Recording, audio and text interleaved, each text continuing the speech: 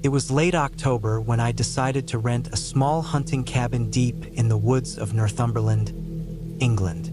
I had spent the past few years working long hours in the city, and I needed a break, somewhere quiet, away from the constant noise and stress. I wasn't much of a hunter, but I liked the idea of solitude. Just me, the trees, and maybe a few nights by the fire with a book. The cabin was old, built in the early 1900s, but well kept. It sat near the edge of a dense forest, with no neighbors for miles. It was perfect. The first night was uneventful. The wind howled through the trees, rattling the windows, but I found it comforting. I had brought enough supplies to last a week, including a rifle I borrowed from a friend, just in case. I wasn't expecting trouble, but out here you never knew. The second night, I woke up around 2 a.m. to a sound outside. It wasn't the wind this time. It was steady, deliberate, like footsteps crunching on dead leaves. I sat up in bed, listening, my heart hammering. The sound stopped for a moment, then started again, moving closer. I reached for my rifle, gripping it tight as I listened. Then, nothing, just silence. I told myself it was probably an animal, maybe a deer wandering close to the cabin. Eventually, I lay back down, forcing myself to sleep. But in the morning, when I stepped outside, I saw something that made my stomach drop. Footprints. Human ones. They led from the trees to the cabin and stopped just below my bedroom window. I felt a chill run down my spine. Someone had been standing there, watching me while I slept. I spent the rest of the day uneasy, trying to push the thought away. Maybe it was another hunter who got lost, I told myself. Maybe they were just curious about the cabin. But deep down, I knew that wasn't true. There was something wrong about those footprints, something intentional. That night, I locked the doors and windows, double-checking every latch. I kept the rifle next to me as I lay in bed, listening for any sound. Around midnight, I heard it again. The same slow, deliberate footsteps outside. I held my breath, gripping the rifle so tight my hands ached. The footsteps stopped just outside the cabin. Then came a soft scratching sound against the wooden door, like fingernails dragging across the surface. I stayed frozen in place, too afraid to move. The scratching continued for what felt like hours, then suddenly stopped. I waited, my ears straining. Then I heard it breathing, heavy, slow breathing, just on the other side of the door. I didn't sleep that night. I sat up in bed until the first light of dawn crept through the windows. When I finally built up the courage to check outside, my stomach twisted. There were fresh footprints leading around the cabin, circling it over and over. Someone had been pacing, watching, waiting. I wanted to leave, but part of me felt stupid. Maybe it was just some local messing with me, knowing I was alone out here. I tried to shake it off, but my gut told me otherwise. The next day, I took a long walk through the woods, hoping to clear my head. The autumn leaves crunched beneath my boots, and the cool air felt good. I wandered for hours, until I came across something that made my blood run cold. A small clearing hidden deep in the woods. In the center, an old wooden chair sat beneath a tree. Around it, the ground was covered in bones, animal bones, but some looked different. Too long, too thin. Human? I wasn't sure. My heart pounded as I scanned the area. Whoever had been circling my cabin had spent time here. Then, I noticed something that made my hands shake. A rope dangled from the tree above the chair, tied into a noose. And next to the chair, something carved into the tree trunk. "I see you." I ran.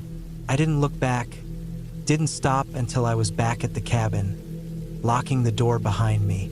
I had seen enough. I needed to get out of there. That night, I sat in the dark, waiting. The rifle was in my hands, my bags packed. I planned to leave at first light, but around 3 a.m., the footsteps came back. Slow, purposeful. This time, they didn't stop at the door. They went around the cabin, circling over and over. Then, a soft tapping on the window. I didn't move, didn't breathe. The tapping came again, slow and rhythmic, like someone drumming their fingers against the glass. I tightened my grip on the rifle, staring at the window. The tapping stopped. Then, in the silence, I heard it again, that breathing. Heavy, labored, right outside the glass. The sun couldn't come fast enough. As soon as it was light, I threw my bag over my shoulder, grabbed the rifle, and ran to my truck. As I sped down the dirt road, I glanced in the rearview mirror. There, standing at the edge of the trees, was a man. Tall, thin, dressed in tattered clothes. His face was pale, eyes dark, sunken. He just stood there, watching me leave. I didn't stop until I was miles away. When I finally got back to town, I told the cabin owner what had happened. He went quiet, then shook his head. "You're not the first," he said. "That's why no one rents it for long. I don't know who that man was or what he wanted, but I do know one thing. I'll never go back to those woods again."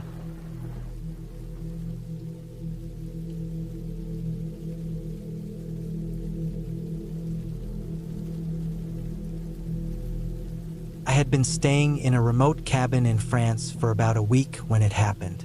I had planned the trip as a way to get away from the city, away from work, and just be alone for a while. I wasn't the kind of person who liked crowds, and the idea of a quiet week in the woods sounded perfect. The cabin was old but well-maintained, sitting in a thick forest about 20 kilometers from the nearest village. It had everything I needed: electricity, running water, a small fireplace to keep warm at night. The first few days were peaceful.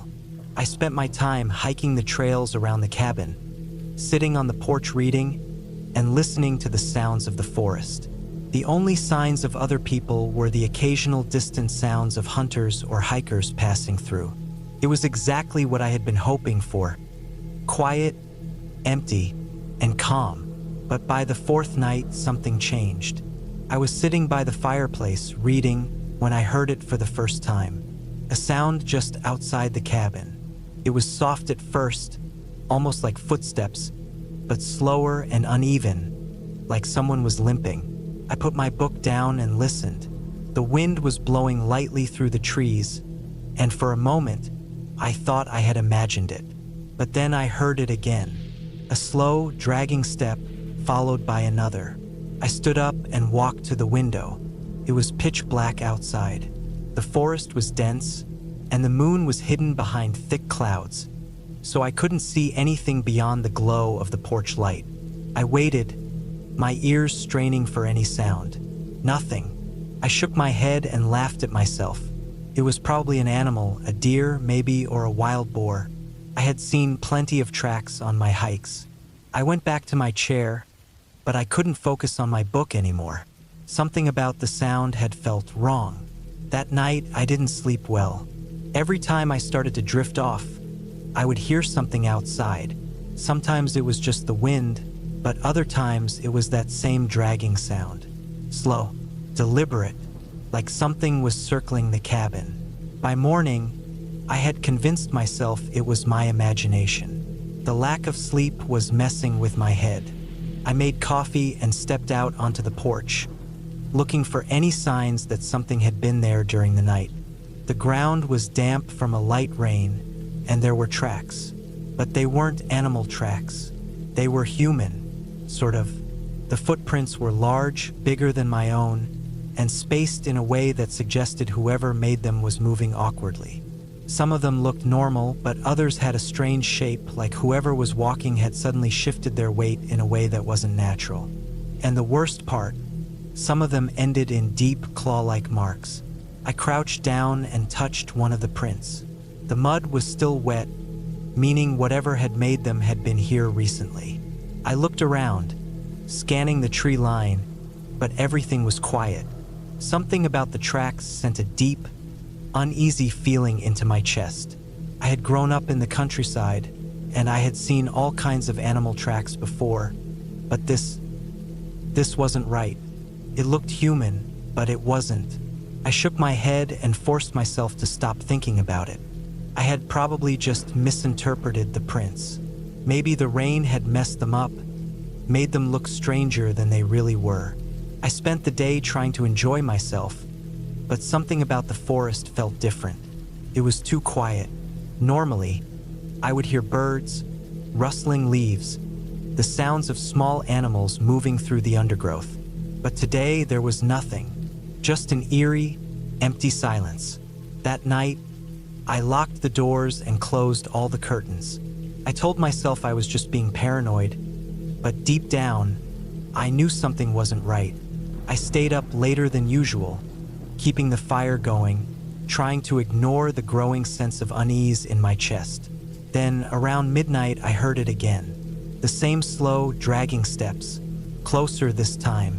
I turned off the lamp and sat in the dark, my heart pounding.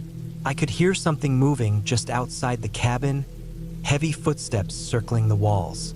The wooden boards of the porch creaked. It was on the porch. I held my breath. The footsteps stopped right outside the door. For a long moment, there was silence. Then 3 slow, deliberate knocks. Knock, knock, knock. I didn't move. I didn't breathe.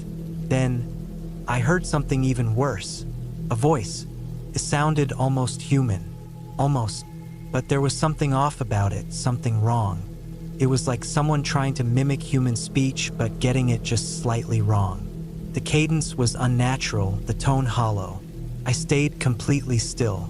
I didn't answer. I didn't move toward the door. The knocking came again. Knock, knock, knock. Then silence. I don't know how long I sat there, frozen, waiting for it to do something. But eventually, the footsteps started again, slow and dragging, moving away from the cabin. I waited until I couldn't hear them anymore before I finally let out a shaky breath. I didn't sleep that night. I sat by the fire, staring at the door, waiting for the sound to come back. By morning, I was exhausted, but I forced myself to step outside. The porch was covered in more of those strange footprints, circling the cabin over and over again. But what made my blood run cold was the door. There were deep, claw-like scratches along the wood, and next to them, smeared in the damp wood, was a handprint. A handprint with fingers that were too long. I packed my things in less than 5 minutes. I didn't care about the rest of my trip, didn't care about the food I had left in the fridge. I threw everything into my bag, got in my car, and drove away without looking back. I didn't stop until I reached the next village. I found a small cafe and sat inside, trying to calm down, telling myself I had imagined things. But when I looked at my car, I saw something that made my stomach twist. Along the driver's side door, in the same strange claw-like marks, was a single word scratched into the metal. Come back.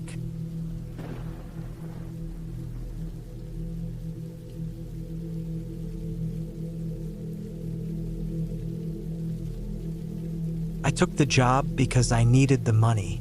It wasn't supposed to be hard, just watching over an old research cabin deep in the woods overnight. Sounded boring, but easy. I was told the place had once been used by some environmental study group back in the 90s, but funding dried up, and now the cabin just sat there, locked up and mostly forgotten. My job was to keep an eye on it. The cabin was miles from anything. It sat in the middle of thick, untamed forest, reachable only by a narrow dirt road that twisted through the trees for miles before connecting to a barely paved highway. The company that owned the land still wanted occasional security checks to keep trespassers away. Hunters, squatters, or whoever might be looking for a free place to stay. They didn't want anyone getting inside, breaking things, or leaving a mess. The first few nights were easy. I would drive out just before sunset, park my truck beside the cabin, and sit inside with a flashlight and a book. There was no electricity, no running water, just an old wood stove, a metal cot, and some shelves filled with dust-covered notebooks. I passed the time listening to the rain tap against the roof and watching the trees sway in the wind. The rain that wouldn't stop on the 4th night. the rain started. It was light at first, just a drizzle, but by the time I reached the cabin, it was pouring. The wind had picked up, shaking the branches above me, making the woods feel restless. The road was already turning to mud, and I had to fight the steering wheel to keep my truck from sliding into the ditches that lined the narrow path. By the time I got inside, my clothes were soaked. The air inside was damp and smelled like old wood and mildew. I left my wet jacket on a hook by the door and checked the locks on the windows like I always did. Everything seemed fine, but something about the rain hitting the roof made the cabin feel different that night. The hours dragged. I sat on the cot, flipping through an old notebook I had found on one of the shelves. It was filled with notes about the wildlife in the area, lists of animal sightings, weather records, and random observations. Some of the pages had been ripped out. At some point, I realized how quiet it was outside. The rain was still falling, but the wind had died down. The trees weren't creaking anymore. Even the usual sounds of the forest, chirping insects, rustling leaves, were gone. I stepped to the window, shining my flashlight out into the trees. Nothing, just sheets of rain falling between the dark trunks. My truck sat a few yards away, the rainwater running off the hood in streams. The forest beyond was just a black void. I sat back down and tried to shake the unease creeping into my gut. It was just a quiet night, I told myself. Nothing unusual. Then I heard it, faint, barely audible over the rain. A noise that didn't belong. Footsteps, not the sound of an animal moving through the underbrush. These were distinct, heavy steps, slow, deliberate. I stayed completely still, listening. The steps came from behind the cabin, somewhere in the trees. Then they stopped. For a long moment, there was nothing, just the rain. Then a soft tap against the back window. My stomach tightened. I turned my flashlight toward the window, but the glass was too fogged up to see outside. I stood up slowly, my pulse hammering. Another tap. I had checked the locks earlier. I knew the window was shut, but the sound was too precise, too intentional. Someone was outside. I reached for my knife, the only weapon I had, and moved as quietly as I could toward the door. My truck was right outside. If I could reach it, I could be gone in seconds. But then something changed. A shadow moved past the window. It wasn't an animal. It wasn't a trick of the rain. Something was out there. Something was watching. I knew I couldn't just sit there. I had to act fast. My truck was close, but I had to make it to the door without making too much noise. I moved slow, my boots barely making a sound against the old wooden floor. My hand found the doorknob slick with sweat. I took a deep breath, braced myself, and threw the door open. Rain poured down in heavy sheets, turning the dirt outside into thick mud. My truck was right there, but I hesitated. The trees felt wrong. I didn't see anyone, but the forest felt off. Then I noticed something. The driver's side door of my truck was open. I knew for a fact that I had locked it. I never left it open. My breath caught in my throat. If someone had been outside my window a minute ago, and now my truck was open, they were inside. I gripped my knife tighter, my knuckles turning white. I could feel my heartbeat in my ears, a steady pounding that matched the rain. I had two choices: run back into the cabin and lock the door, or try to make it to the truck and drive out of there. I chose the truck. I moved fast, splashing through the mud, reaching for the handle. Something shifted inside. A shape. I saw it move in the driver's seat, a dark figure. My own reflection barely showed in the rain-slicked window, but I knew I wasn't alone. I acted without thinking. I grabbed the door and yanked it open. Empty. The seat was wet from the rain, but there was no one inside. Just the smell of damp fabric and something else. Something faint but sharp. A smell like sweat and metal. I slammed the door shut and locked it. I didn't have time to think. I shoved the key into the ignition, turned it, and the engine roared to life. My tires spun in the mud as I reversed, kicking up water and dirt. As I turned onto the narrow road, my headlights swept across the trees. And that's when I saw him, a man, standing just beyond the tree line. He was tall, thin, dressed in dark clothes soaked from the rain. His face was pale, almost gray in the headlights. He didn't move, didn't flinch, just stood there watching. Then I noticed something in his hand. Hearing. My spare truck key, the one I kept hidden under the wheel well. He had been inside my truck. He had been waiting. I didn't stop. I didn't slow down. I tore down that muddy road, my tires barely gripping the slick ground. I didn't look back. By the time I reached the main highway, my hands were shaking so badly I could barely hold the wheel. I drove straight into town and parked under the bright lights of a gas station, my truck still running. I checked the back seat 3 times before I finally let myself breathe. The next morning, I quit. I didn't tell them what happened. I just told them I wasn't coming back. I never figured out who he was. I never found out how long he had been watching me, or how he knew I had a spare key. But I think about that night a lot. I think about how I almost got into that truck without checking. And I think about what would have happened if I had.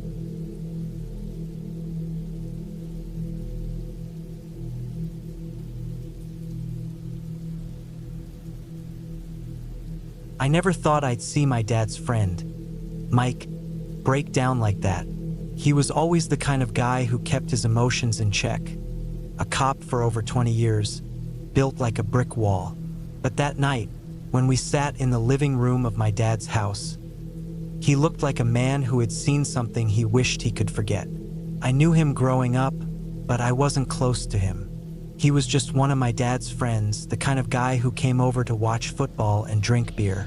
I knew he had been divorced for a long time, and I knew he had a cabin up in the mountains, but I never paid much attention to his life. Until that night. That night, he told us something I can't shake. Something that made me feel sick in my stomach and question how much we ever really know about the people around us. It started with his ex-wife, Lisa. She had disappeared. Not in the normal way people disappear either. She wasn't running from something, and she hadn't just decided to start over somewhere new. She had gone missing in a way that made no sense. Mike hadn't seen her in years, but they were on okay terms. No kids, no real reason to keep in touch. But they weren't enemies either. One day, out of nowhere, she had called him up and asked if she could stay at his cabin for a while. She sounded different, he said. Desperate, maybe even scared. She didn't explain why, just said she needed somewhere to be alone. Mike had no reason to say no. The cabin wasn't anything special, just a small place in the woods about 3 hours from the city. He barely used it anymore, just went up there now and then to fish or hunt. He told her she could stay as long as she needed. A few weeks passed and he didn't think much of it, until she stopped responding. He had called a few times just to check in, but she never picked up. At first, he figured she just wanted space. But after 2 weeks of silence, something felt off. That's when he decided to drive up there himself. It was late September when he went, the kind of weather where the leaves were starting to turn, and the air had that first real bite of cold. He got up there in the afternoon, expecting to find her inside, maybe sleeping or out on the deck reading. But when he pulled into the driveway, something was wrong. Her car was still there. It was parked right where she would have left it, but something about it felt off. The windows were dirty, like it had been sitting there for a long time. The tires were a little deflated, not flat, but soft, like they had lost air slowly. Mike knocked on the cabin door. No answer. He tried again. Nothing. That's when he got the first real feeling that something wasn't right. The door was locked, but he had a spare key. When he stepped inside, he expected to see some sign that she had been there recently. Dishes in the sink, a half-empty cup of coffee on the table, anything. But the place looked like it hadn't been touched in weeks. A layer of dust had started to settle on the counters. The air smelled stale. The strangest thing was that her bags were still there. Her suitcase was open in the bedroom, clothes still folded inside. Her purse was sitting on the nightstand. Her phone was on the kitchen counter, plugged into the charger, but dead. It was like she had just walked out the door one day and never come back. Mike checked every room. The bathroom, the closet, even outside on the porch. Nothing. He walked down the path toward the lake, calling her name. No response. That's when the feeling in his gut turned to something worse. He had been a cop long enough to know what this meant. She hadn't just left. Something had happened to her. Mike spent the next few hours searching. He walked the entire property, checked the small tool shed, even went down to the main road to see if there were any tracks. Nothing. When it got dark, he called the local sheriff's office. They sent out a few guys the next morning, and a full search was launched. They brought out dogs, volunteers, even a helicopter. They found no sign of her. Not in the woods, not in the lake. It was like she had vanished into thin air. But that wasn't the worst part. The worst part was what they found in the shed. Mike hadn't thought to check it too closely at first. It was just an old structure, half falling apart, barely used. But when the deputies opened the door, they found something inside. It was a small pile of food wrappers, water bottles, and a sleeping bag. Someone had been living there recently. The thing was, Lisa hadn't mentioned anything about sleeping in the shed. And judging by the state of the cabin, it was clear she had been staying inside, which meant someone else had been there. And whoever it was, they had been close. Mike felt sick when he realized what it meant. Someone had been watching her, living on the property, maybe for days, maybe weeks. Had she known? Had she realized someone was out there? The sheriff's department took it seriously at first, but when no other evidence turned up, the case started to go cold. They found no signs of struggle, no footprints leading away. No one in the area had seen anything.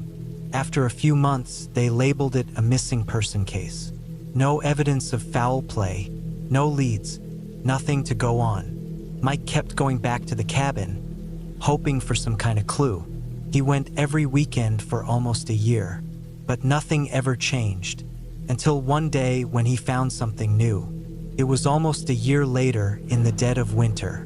Snow was covering the ground, and the lake was frozen over. Mike had been clearing out some old brush when he saw something sticking out of the ground near the shed.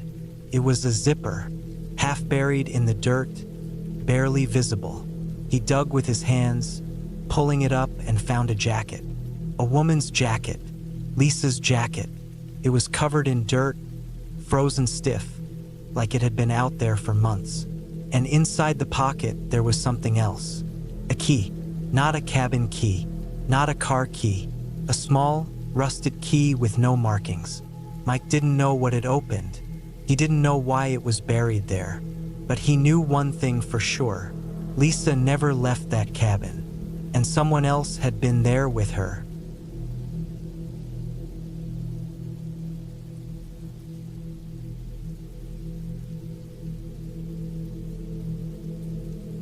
I never liked the idea of moving to a cabin in the woods, but my husband, Daniel, was drawn to it. He said he wanted to escape the noise of the city, the constant rush, and the weight of a job that drained him. I understood that, but something about the deep woods made me uneasy. I liked having neighbors close, people within shouting distance. Out here, all we had were the trees and whatever lived in them. The cabin wasn't new. Daniel had found it for sale at a surprisingly low price, nestled in a thick forest about an hour from the nearest town. It wasn't abandoned, but it had been sitting empty for a few years. It had 2 bedrooms, a small kitchen, and a porch that faced a stretch of land covered in pines and maples. The first time I saw it, something about it felt off. Not haunted, not cursed, just wrong in a way I couldn't explain. Daniel, on the other hand, was at ease. He knew the place well. I found out later why. The first few months were uneventful. We spent our time fixing up the cabin, clearing out old furniture, repainting, and making it livable. Daniel handled most of the work while I focused on the small garden near the porch. The days were quiet, the nights even quieter. But then things started happening. Small things at first. I would leave something on the kitchen counter, only to find it in a completely different place minutes later. I blamed myself at first, thinking I was just forgetting where I put things. Then there were the noises, soft footsteps outside at night. The first time I heard them, I shook Daniel awake, but by the time he checked, there was nothing there. After the third night of hearing them, I stayed awake and looked out the window. I saw someone, not clearly, just a shadow moving between the trees. I told Daniel and he acted like it was nothing. Probably just an animal, he said, though I noticed he started locking the doors every night after that. I felt watched, no matter where I was, outside tending to the garden, reading on the porch, even inside cooking. I felt eyes on me. I tried to shake it off, telling myself it was just the isolation getting to me. But then I found the photograph. It was in the attic, inside a box that looked like it hadn't been touched in years. Old letters, yellowed papers, and then her face. A woman, dark hair, sharp features, standing in front of our cabin, smiling at the camera. And beside her, Daniel, younger, but it was him. My hands shook as I flipped the picture over. There was a date, 2007. More than a decade before we moved in. Beneath it, in small, neat handwriting, for Daniel, always. I confronted him that night. His face changed when I showed him the picture. His usual calm expression broke into something I had never seen before. He looked haunted. He told me the truth. Her name was Leah. She was his first love. They had bought this cabin together when they were young, planning to live here forever. But something happened. He didn't say what, just that she was gone. She left, he said. She didn't want this life anymore. But the way he said it didn't feel right. After that night, things got worse. The noises outside turned into scratching at the windows. I woke up to find muddy footprints on the porch, bare feet. And then one evening, just before sunset, I saw her, standing at the tree line, half hidden behind the thick trunks. She wasn't a ghost, wasn't some spirit from the past. She was real, and she was watching me. I called for Daniel, but by the time he came outside, she was gone. Couldn't sleep that night. Every time I closed my eyes, I pictured her face from the photograph. I needed answers. The next morning, I went back to the attic. I dug through the old letters, through everything she had left behind. And then I found her journal. The last entry was short. "He won't let me leave. I'm scared." That was it. No date, no details. But I knew what it meant. Daniel hadn't told me the truth. That night, I told him I wanted to leave. His face darkened. "Why?" he asked. I made up excuses, but he saw through them. I saw something in his eyes then, something that made my stomach drop. He wasn't going to let me leave either. I stayed awake while he slept, heart pounding in my chest. I needed to get out. I needed to know what happened to Leah. Just before dawn, I grabbed the car keys and went outside. The air was thick, the trees silent. I took one step toward the car, and then I heard it. Footsteps, slow, deliberate. I turned. She was there, closer this time. I saw her face clearly now, pale, sunken, but alive. She wasn't dead. She had never left. Daniel had lied. She took another step, and I did the only thing I could. I ran. I got in the car, started the engine, and slammed my foot on the gas. I didn't stop. Not until I reached town, until I was somewhere safe. I called the police. They searched the cabin, searched the woods. They found her things, but not her. And Daniel? He disappeared. No trace of him. No sign of where he had gone. The police called it a domestic dispute, said he likely fled when he realized I had gone. But I knew better. Somewhere in those woods, Leah was still watching, and so was he.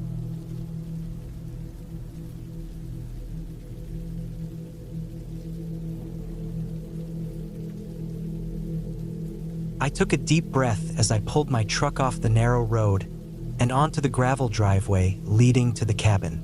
It was late September, and the trees had already started to turn, covering the hills in reds, oranges, and yellows.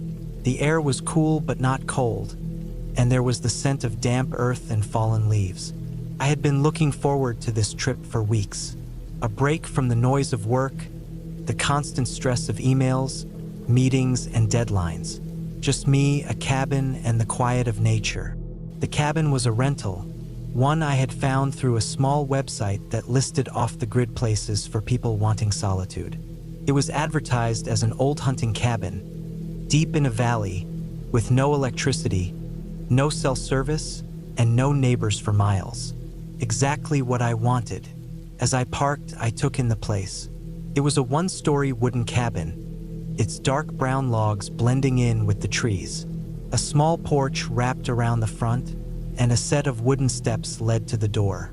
There was a stone chimney rising up one side, and beside the cabin, a rusted metal pump stood over a well. The place looked solid but old, like it had been here for decades without much upkeep. I grabbed my bags from the truck and headed inside. The air inside smelled of wood and dust, with a faint scent of something musty, like damp fabric left too long in a closed-up room. The main room had a wood stove, a simple wooden table with 2 chairs, and a couch covered in an old plaid blanket. A small kitchenette was on one side with a counter, a few shelves, and a sink that looked like it hadn't been used in a while. A door led to a bedroom with a twin-sized bed, a small wooden dresser, and a single window overlooking the trees. There was another door to the bathroom which had an old porcelain sink, a mirror, and a toilet that, according to the rental instructions, flushed into a septic tank. I set my bags down and went back outside to get some firewood. The owner had said there was a pile behind the cabin, and sure enough, there was a stack of logs, neatly arranged and dry. I grabbed an armful and brought them inside, setting them beside the wood stove. I'd light a fire later when it got colder. I spent the next hour unpacking and settling in. There wasn't much to do. Just set up my sleeping bag on the bed, put my food in the small wooden pantry, and check the well pump to make sure I had water. The water was cold and metallic tasting, but it was fine for washing up. By the time I finished, the sun was starting to dip behind the hills, and the light in the valley turned golden. I grabbed a beer from my cooler, sat on the porch, and watched the trees sway in the wind. It was peaceful. No cars. No voices. Just the sound of birds, the rustling of leaves, and the occasional creak of tree branches. As it got darker, I decided to call it a night. I lit the wood stove, made myself a quick dinner of canned soup and crackers, and then got into bed with a flashlight and a book. The cabin creaked as it settled, the wood expanding and shifting with the temperature change. It was an old sound, a natural one, and I found it oddly comforting. Sometime in the middle of the night, I woke up. At first, I wasn't sure why. The fire had burned down to glowing embers, and the cabin was dark except for a thin strip of moonlight coming through the window. The woods outside were silent, too silent. I sat up, listening. There was nothing at first. Then, just at the edge of my hearing, I thought I caught the sound of something moving outside. Not the wind, not an animal scurrying through the leaves. Something slow, deliberate. I held my breath. The sound came again, closer this time. It was the unmistakable sound of footsteps, heavy ones. I stayed completely still. I hadn't seen any houses or campsites for miles on my way here. No one should be out here. The footsteps moved toward the cabin, crunching over dry leaves. Then they stopped, right outside the door. My heart pounded. I reached for the flashlight, but I didn't turn it on. I didn't want whoever was outside to know I was awake. I sat there, gripping the flashlight, waiting. A minute passed, then another. Nothing. Finally, I forced myself to move. I slid out of bed as quietly as I could and crept to the window. The moon was bright enough that I could see the clearing outside. There was no one there. I waited, staring at the shadows under the trees, but nothing moved. No footsteps. No sound. Maybe I imagined it. Maybe it was an animal and my half-asleep brain had turned it into something bigger. I stayed by the window for a long time, but nothing happened. Eventually, I got back into bed, though I kept the flashlight in my hand. It took a long time to fall asleep. The next morning, everything seemed normal. Sunlight streamed through the trees, birds were chirping, and the woods didn't seem as eerie as they had the night before. Still, I walked around the cabin, looking for footprints. I found them. Large, booted prints half sunk into the damp soil. They led from the woods to the porch, and then they stopped. There were no prints leading away. I stood there, staring at them, my skin crawling. Someone had walked up to the cabin in the middle of the night, and they hadn't walked away. I spent the rest of the day on edge, listening to every sound in the woods, feeling watched. By the time the sun started to set, I had made up my mind. I wasn't staying another night. I packed my bags, threw them in the truck, and drove out of that valley as fast as I could. As I reached the main road, I glanced in the rearview mirror. The cabin was barely visible through the trees. But just before I turned the corner, I saw something. A figure, standing at the edge of the woods, watching me leave. I didn't slow down. I didn't look back. And I never went back to that cabin again.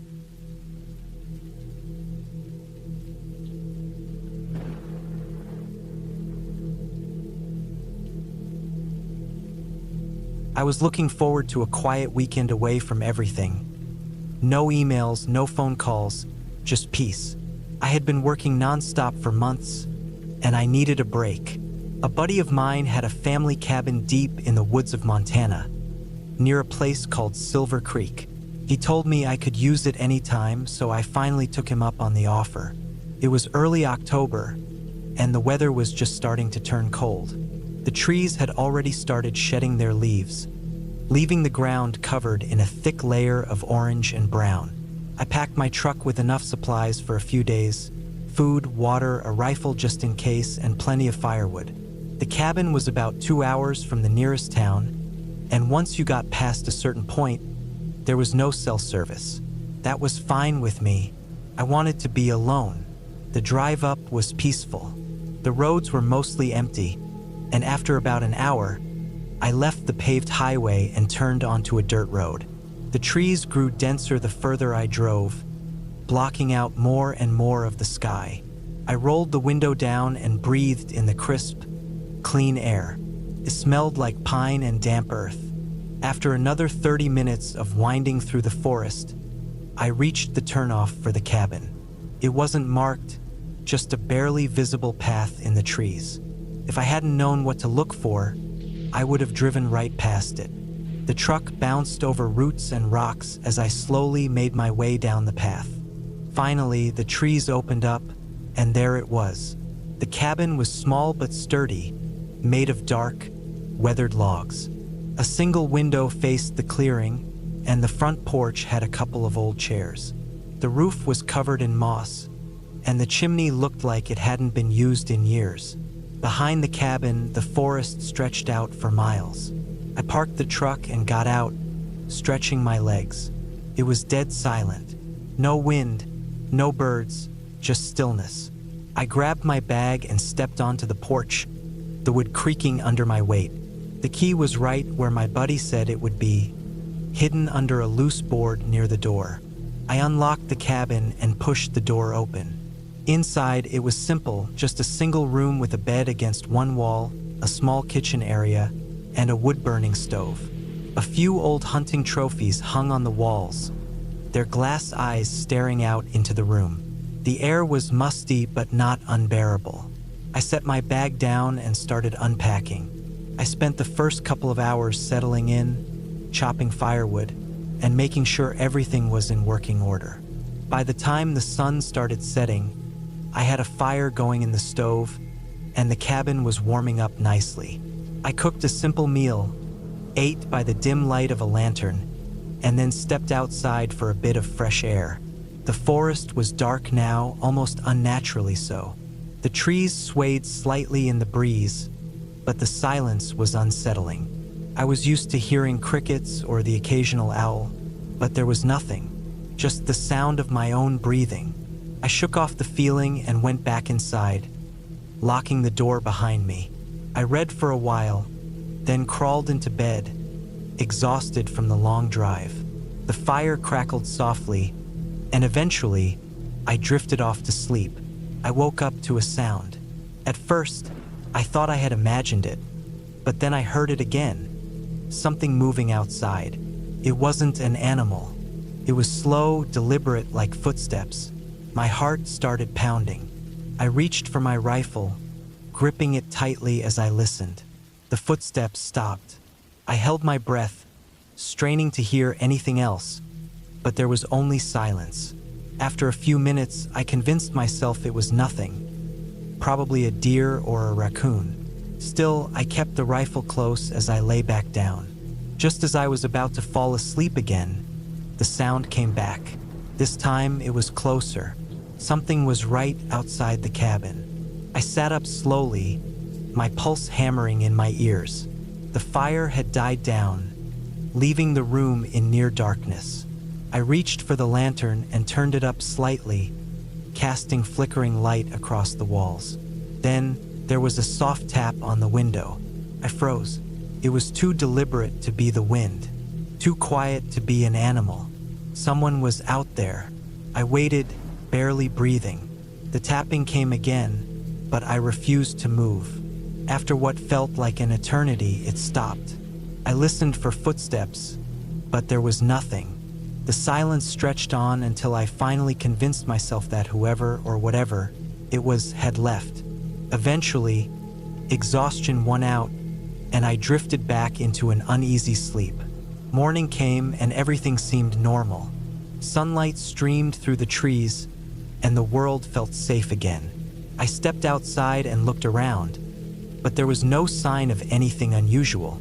No footprints, no broken branches, nothing. Still, I couldn't shake the feeling that something was off. I spent the day hiking around the area, making sure I knew my surroundings. There was an old, overgrown trail behind the cabin that led deeper into the woods. I followed it for a while but turned back before going too far. The further I went, the heavier the air felt, like I was being watched. That night, I made sure the door was locked and the rifle was within arm's reach. I told myself it had just been my imagination. Then the tapping started again. This time, it wasn't just a tap. It was a knock, a slow, deliberate knock on the front door. I sat up, gripping my rifle. The fire had burned down to embers, and the room was freezing. The knock came again. I didn't move. Then the doorknob turned. The door was locked, but I heard it rattle, like someone testing it. My stomach dropped. I aimed the rifle at the door, my hands shaking. Then silence. For the next hour, I sat there, gun in hand, waiting. But nothing happened. Eventually, I dozed off, still holding the rifle. When I woke up, the door was open. Not just unlocked, wide open. Cold air poured into the cabin. My truck keys were gone. My backpack was missing, but everything else was untouched.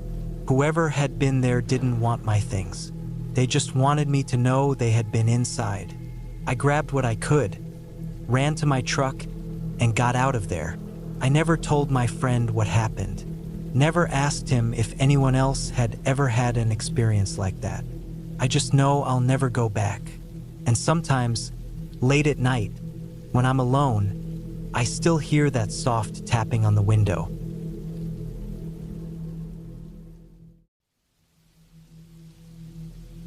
I I never should have taken that job, but I was broke, desperate, and not in a position to turn down easy money. It was 2011, and I was 26, living in a rundown apartment on the outskirts of Boise. My old car was on its last legs. I was behind on rent, and my fridge was empty more often than not. Then I saw an ad online. Overnight caretaker needed, $250 per night. Secluded location, light work, serious inquiries only. Sounded too good to be true, but I reached out anyway. A man named Roy got back to me within an hour, gave me a short rundown over the phone, and told me to meet him at a diner off the highway the next day if I was interested. When I got there, Roy was already waiting. He was in his 50s, built like a retired linebacker, with a permanent squint like he spent too much time staring into the sun. He bought me a coffee and got straight to the point.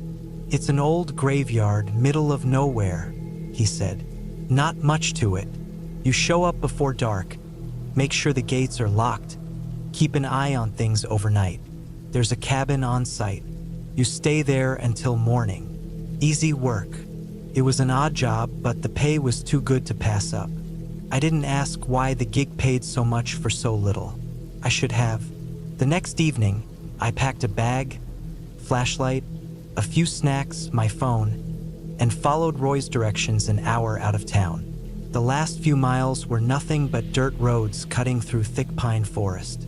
The sun had dipped low by the time I pulled up to the graveyard gate, where Roy was waiting in his truck. The graveyard was old, maybe 100 years. A rusty iron fence wrapped around it, and the gravestones inside were crooked, some broken, some barely legible. The cabin sat just a few yards away, a small one-room building with a tin roof, a wood stove, and a single bare mattress on a cot. No electricity, no running water, just an old oil lamp on a shelf and a battery-powered radio. "Nothing to it," Roy said, tossing me a set of keys. "Lock up, keep an eye on things, and don't go wandering too far. Cell service is spotty." Then he left. I locked the gate and settled in. The place was dead silent. Just the sound of wind in the trees, the occasional creak from the cabin settling. I lit the oil lamp, set it on the little table, and tried to get comfortable. Hours passed. Nothing happened. I stepped out a few times, shined my flashlight around. Nothing but gravestones and trees. The only thing out of place was an old shed near the back of the graveyard. It was padlocked and the wood was rotting, but it felt wrong.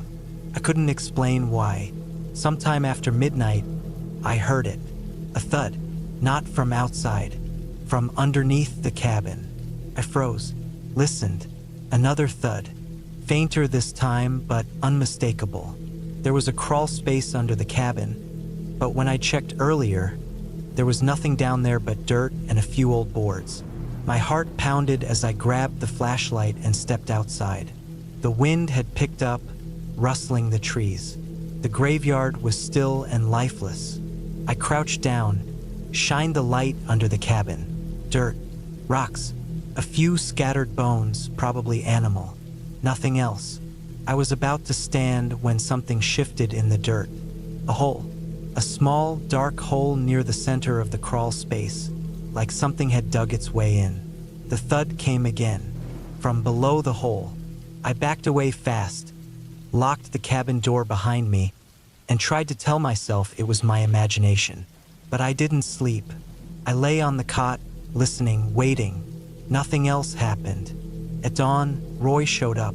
I almost told him about the noises, but I needed the money, and I figured maybe it was an animal or just my nerves, so I said nothing. The next night was worse. It started the same way: silence, wind, the occasional sound of shifting branches. Then, just past midnight, I heard something outside.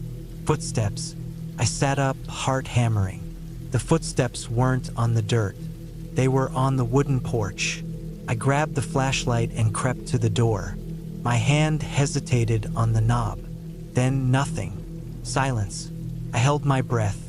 Slowly, I cracked the door open and shined the light outside. The porch was empty, but the gate was open. I knew I had locked it. I stepped outside, scanned the graveyard. The wind howled through the trees, kicking up dead leaves. The graves looked the same. The shed in the back was still shut. Then I saw it. The dirt near the cabin. A hole. A fresh, gaping hole in the ground, near the crawl space entrance.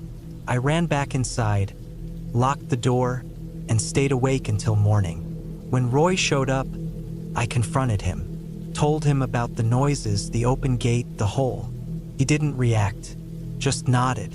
"Quit if you want," he said, "but if you stay, you keep the gate locked. And you do not go near the shed." I stayed, because I needed the money. That night, I locked the gate. I avoided the shed. And when the noises started again, scraping, thudding, footsteps, I forced myself to stay inside. Then, around 3 in the morning, I heard it. A voice, faint, muffled, underground. A whisper, just one word. Asterisk, help. Asterisk, I ran. I didn't stop to pack. I bolted for my car, tore out of there, and never looked back. Roy never called, never asked why I left. The job listing disappeared. A few weeks later, I looked up the graveyard's history, found an old newspaper article from 1978. Local man missing. Authorities search old family plot. It talked about a man named Charles DeWitt who had been suspected of something, though the article never said what. He lived in the graveyard caretaker's cabin. One night, he disappeared without a trace. The last place he was seen, the shed. I don't know what happened in that graveyard. I don't want to know. But sometimes, late at night, I still hear it. That whisper. Asterisk, help. Asterisk.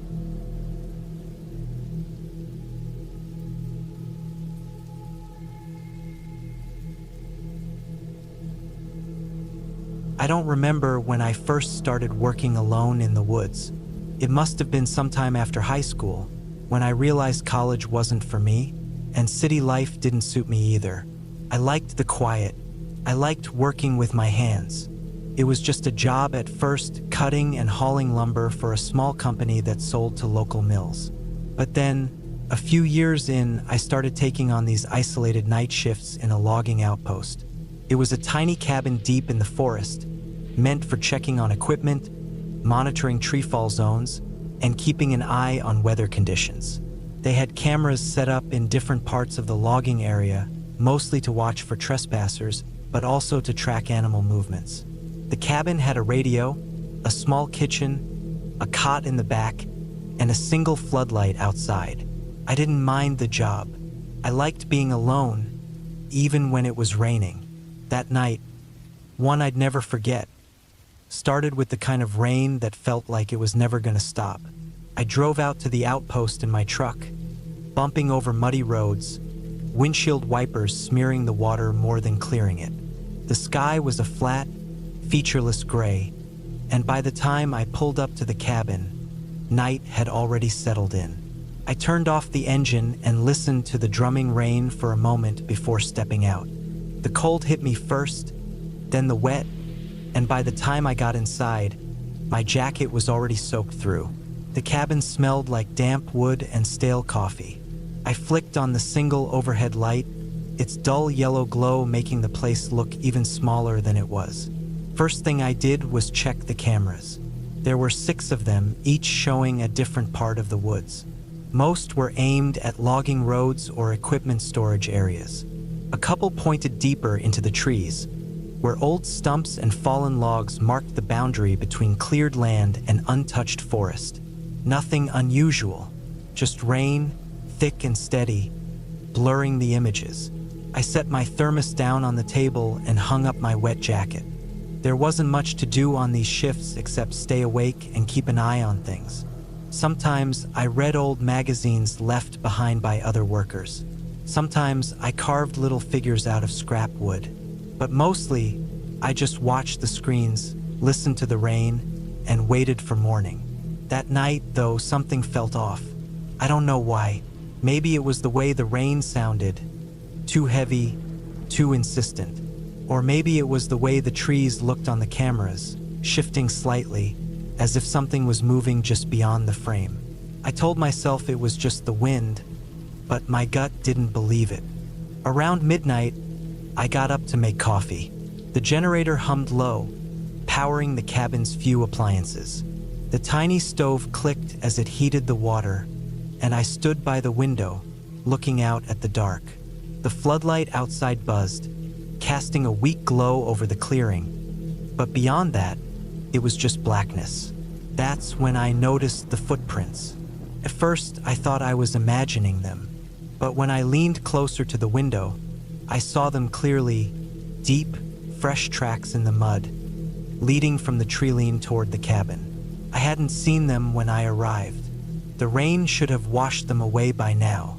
I stood there for a long time, my heartbeat slow and heavy. The prints were spaced too far apart for an animal, too deep for someone just passing through, and they just stopped about 10 feet from the cabin. No turn, no return path, just an ending. I swallowed, trying to ignore the sudden tightness in my chest. Probably a hunter, I told myself, or some lost hiker, someone who came through earlier, maybe when the rain was lighter. I didn't like the thought of people wandering around out here, but it happened. Still, I couldn't shake the feeling that something wasn't right. I turned back to the cameras, cycling through the feeds again. The rain made everything look distorted, but nothing seemed out of place. The trees swayed, the roads glistened, no movement, no signs of anyone. I forced myself to sit down, take a sip of my coffee, focus, but the unease didn't go away. An hour passed, then another.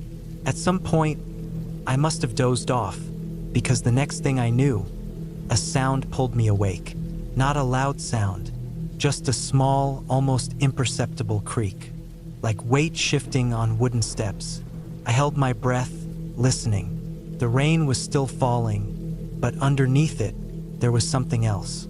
Faint, rhythmic tapping. I turned to the window, and for a second, I thought I saw movement near the floodlight. But when I blinked, there was nothing. I stood slowly, my pulse hammering. The floodlight buzzed. The rain hissed.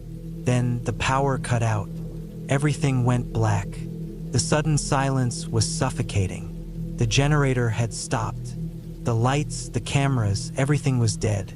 The only sound left was the rain and my own breathing. I reached for the flashlight clipped to my belt and clicked it on. A weak beam of light cut through the darkness, shaking slightly in my unsteady grip. I moved toward the door, pausing to listen again.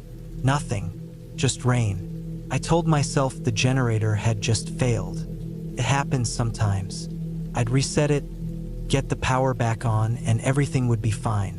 But as I stepped onto the porch, my boots sank into the mud, and I saw it. A single, fresh footprint, right in front of the door. The rain should have erased it. I swallowed hard, scanning the darkness with my flashlight.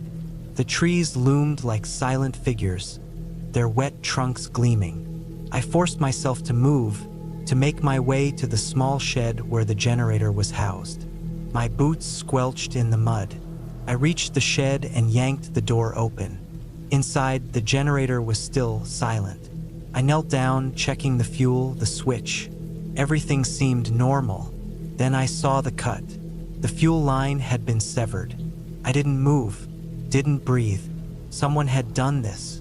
I turned slowly, aiming my flashlight back toward the cabin. The light flickered over the clearing, over the porch, over the door. The door was open.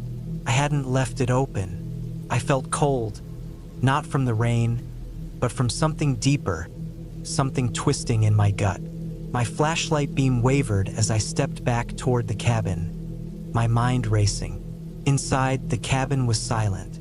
The air felt wrong, heavy. I swept the flashlight over the room, over the table, the chair, the cot. Everything was as I left it. But then I saw the footprints. Wet, muddy prints leading from the door to the center of the room. And stopping. No exit prints, no return path, just an ending, like someone had been standing there, watching. The flashlight flickered. I didn't stay. I grabbed my keys, my bag, and bolted. I ran through the mud, through the rain, not caring that I slipped, that my boots struggled for traction. I reached my truck, yanked the door open, and threw myself inside, locking it behind me. The engine roared to life, and I didn't look back as I sped down the logging road, my tires sliding over the wet ground. I never took another night shift again, and I never went back to that cabin. The company shut it down a few months later, said it wasn't worth keeping up. But I know the real reason. Some things in the woods don't leave tracks when they go back where they came from.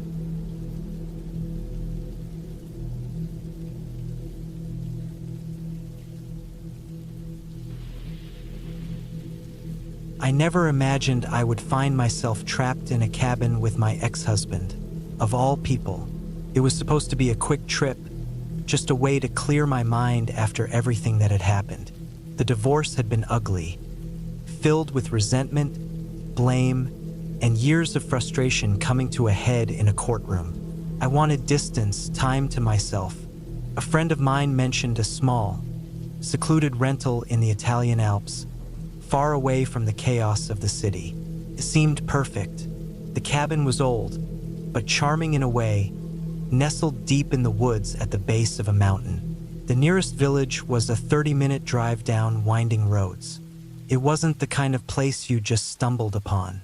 You had to know it was there. That was what appealed to me most. No distractions, no people, just me, the sound of the wind through the trees, and silence. I arrived in the late afternoon, the sun already sinking behind the peaks, casting long shadows over the valley. The air was crisp, colder than I had expected for early October. The cabin was small, built of dark wood, with a slanted roof and thick shutters on the windows. A single dirt road led up to it, disappearing into the dense tree line. Inside, it was rustic but cozy. A fireplace sat in the corner, stacked with enough wood to last weeks. The furniture was simple: an old wooden table, a few chairs, a couch that had seen better days. The bedroom was upstairs, the ceiling low, the walls thick enough to keep out the chill. I had only been there for a day when I saw him. I don't know how he found me. I hadn't told anyone exactly where I was going, just that I needed time away. But there he was, standing by his car in the driveway, his expression unreadable.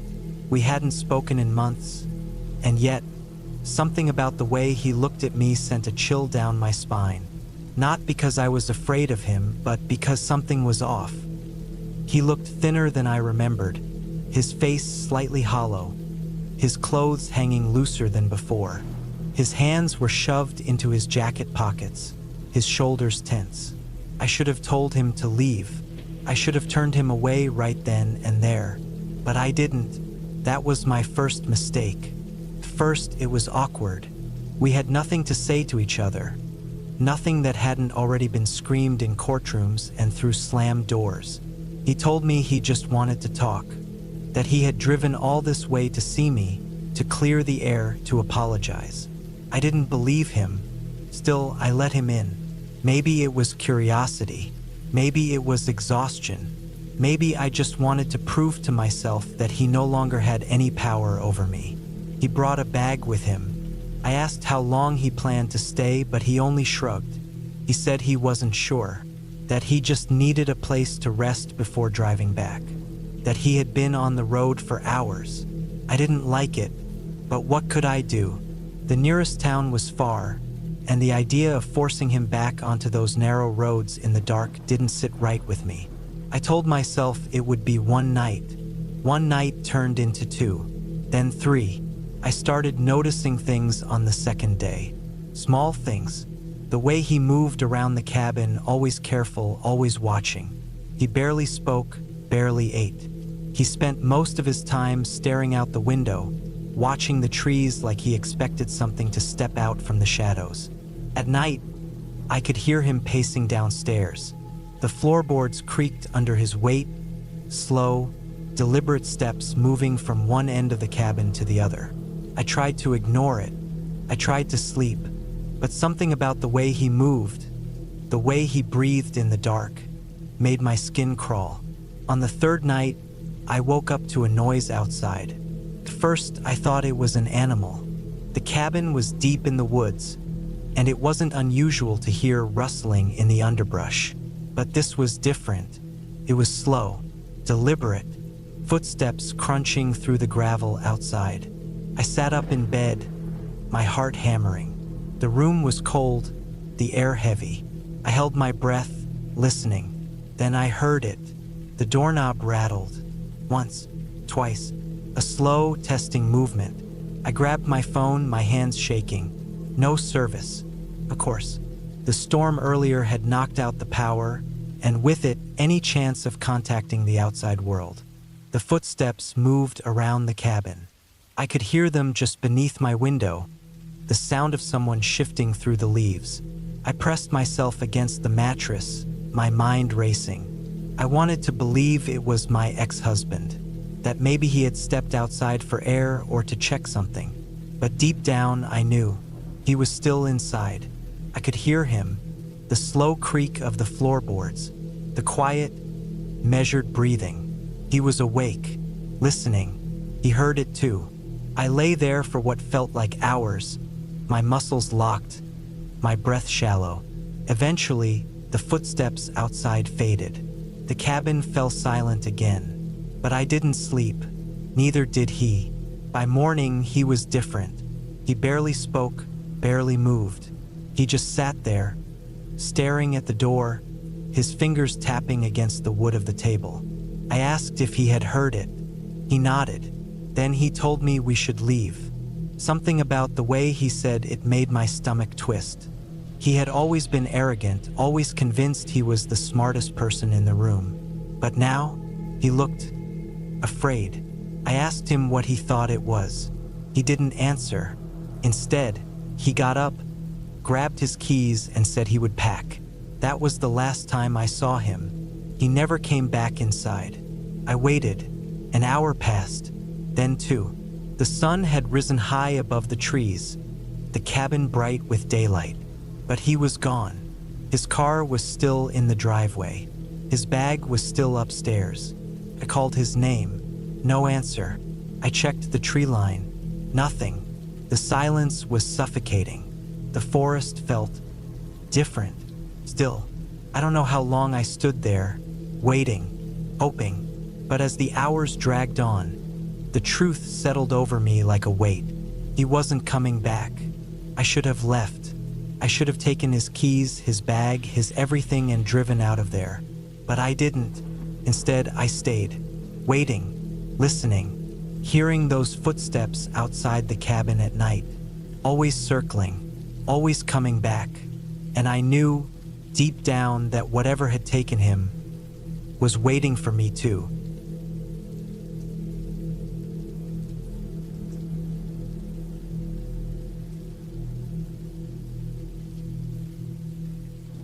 It happened when I was 24, in the fall of 1997. I remember that year well because it was the last time I ever set foot in a hunting cabin, and the last time I ever saw my dad's friend, Rick, alive.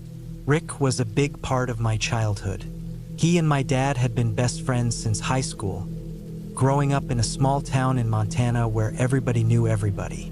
They hunted together, fished together, and built things together. Rick had even helped my dad fix up our house when I was a kid. He was the kind of guy who could make you laugh even when you were having the worst day. But he was also the kind of guy who could handle himself in a fight, and I had never thought of him as someone who could be scared. That fall, Rick had invited my dad and me to his hunting cabin deep in the woods, about 15 miles outside of a small town called Redding. It wasn't a fancy cabin, just a simple wooden structure with a tin roof, no running water, and a wood stove for heat. There was a creek about 100 yards out where you could fetch water, and an outhouse behind the cabin. I had been there a few times before with my dad. mostly in the summers when we'd fish in the nearby lake. But this was my first time going up there in the fall, when the trees were bare and the nights were long and cold. Rick had gotten to the cabin a few days before us. He'd taken some time off work and wanted to get things set up before the hunting season started. My dad and I were supposed to meet him there on a Friday evening, right after my dad got off work. We packed up his old Ford Bronco with our gear, rifles, sleeping bags, canned food, and enough beer to last a weekend. The drive was long, mostly dirt roads with thick woods on both sides. It rained the entire way, making the road slick and the air heavy with the smell of wet pine. When we finally pulled up to the cabin, something felt off. The place was dark. No lanterns were lit inside, and there was no sign of Rick. Normally, he would have been waiting on the porch with a cigarette in one hand and a beer in the other. Instead, the place looked empty. My dad knocked on the door, then pushed it open. The cabin smelled like damp wood and old smoke, but something else too. A sour, metallic scent I couldn't place. My dad flicked on his flashlight, and that's when we saw the blood. It was on the wooden floor, smeared in dark streaks leading toward the back of the cabin. There wasn't a lot, but enough to know something bad had happened. My stomach tightened. My dad didn't say anything, but I could tell by the way he stiffened that he knew something was wrong. We followed the blood to the back room, where Rick usually kept his cot and gear. The door was half open. My dad pushed it the rest of the way, and that's when we found him. Rick was lying on his back, eyes wide open, staring at the ceiling. His shirt was torn, his chest covered in dried blood. His face was pale, almost gray. His arms were limp at his sides, fingers slightly curled. There was no sign of a struggle, no overturned furniture or broken glass. Just Rick, dead on the floor, and a sickening silence hanging in the air. I don't remember much about the next few minutes. My dad knelt beside Rick, checking for a pulse even though it was clear he was long gone. I stood frozen in the doorway, my brain refusing to process what I was seeing. This was Rick, my dad's best friend, a guy I had known my whole life, and now he was dead. My dad pulled me out of my daze, telling me we had to call the police. But we had no cell phones back then, and the nearest town was miles away. The only option was to drive back and get help. Before we left, my dad did something I'll never forget. He checked Rick's rifle. It was still loaded. Whatever had happened to him, he hadn't even had time to defend himself. That was the part that scared me the most. We got back in the truck and drove as fast as we could through the rain. The roads were slick, and my dad's hands were tight on the wheel, but he didn't say a word the entire way. When we finally reached Reading, we went straight to the sheriff's office. The sheriff, a man named Bill Grayson, listened as my dad explained what we had found. He didn't ask any questions, just grabbed his coat, called a deputy, and told us to take him back to the cabin. By the time we returned, the rain had stopped, but the woods were even darker than before. The sheriff and his deputy entered the cabin first, checking every corner with their flashlights. They confirmed what we already knew. Rick was dead, but what they found next was something we hadn't noticed before. The back door was unlocked, and outside, in the mud behind the cabin, were footprints. Not Rick's, someone else's. The sheriff followed the tracks for a few yards before stopping. He shined his light ahead, revealing something half buried in the wet leaves. A knife. A long hunting knife, stained dark with what we all knew was blood. The investigation lasted weeks. The autopsy revealed that Rick had been stabbed twice in the chest, but there were no signs of forced entry, no missing belongings. Nothing had been stolen. Whoever had killed him had done it fast and quiet, then disappeared into the woods. The sheriff questioned everyone in town, but no one knew anything. There were no strangers spotted nearby, no drifters passing through. It was like whoever did it had vanished. For a long time, my dad blamed himself. If we had gotten there earlier, maybe we could have stopped it. Maybe Rick would still be alive. But the truth was, we would never know. The case went cold, and Rick's murder became another unsolved mystery. I never went back to that cabin. My dad didn't either. It stood there for years, abandoned, until it finally collapsed under the weight of time and weather. The last time I saw it, it was nothing more than a pile of rotting wood, swallowed by the forest. But even now, all these years later, I still think about that night, about Rick alone in that cabin in the middle of nowhere, about whoever had been out there in the dark, watching, waiting. And the worst part, they were never caught.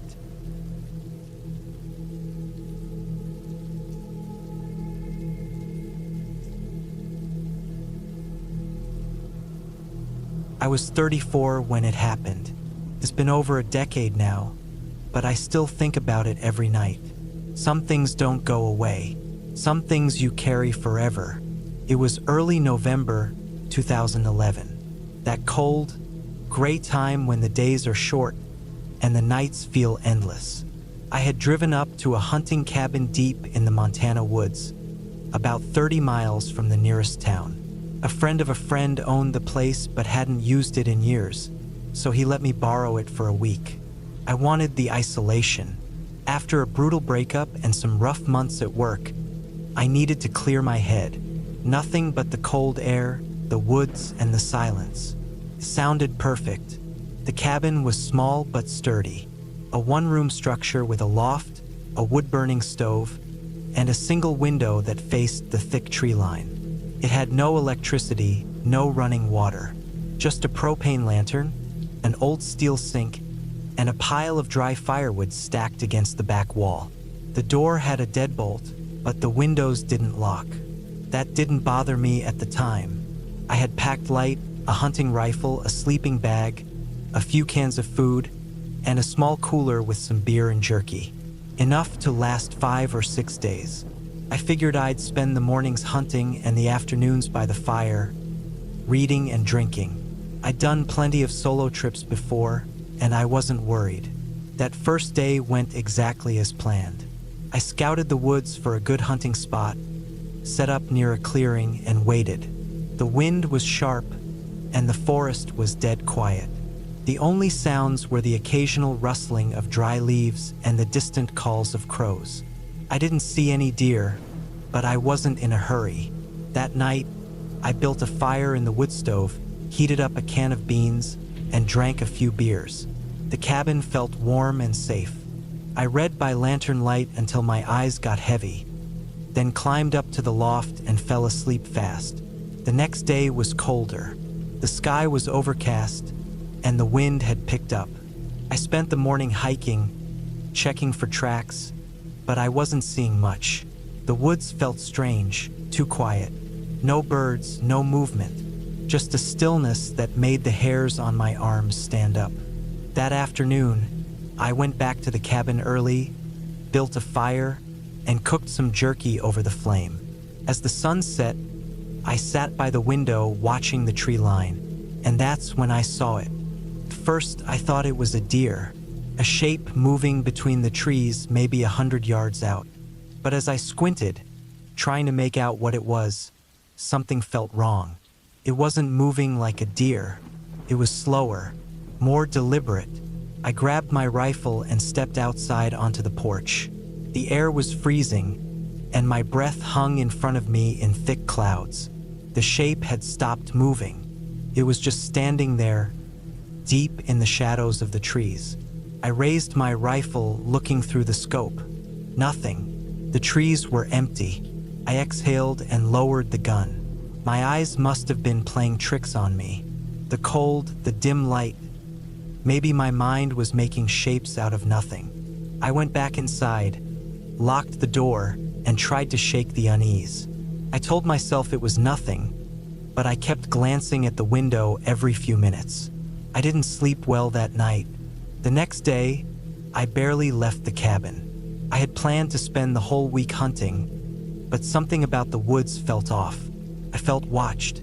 I spent most of the afternoon chopping firewood, trying to keep busy. Around dusk, I sat on the porch with my rifle, scanning the trees. The sky was a dull gray, and the wind was whistling through the branches. Then I heard it, a crunch. Not a small animal, not a branch snapping in the wind. Something heavy, a footstep. I gripped my rifle tight, my heart pounding. The sound had come from the trees, maybe 50 yards out.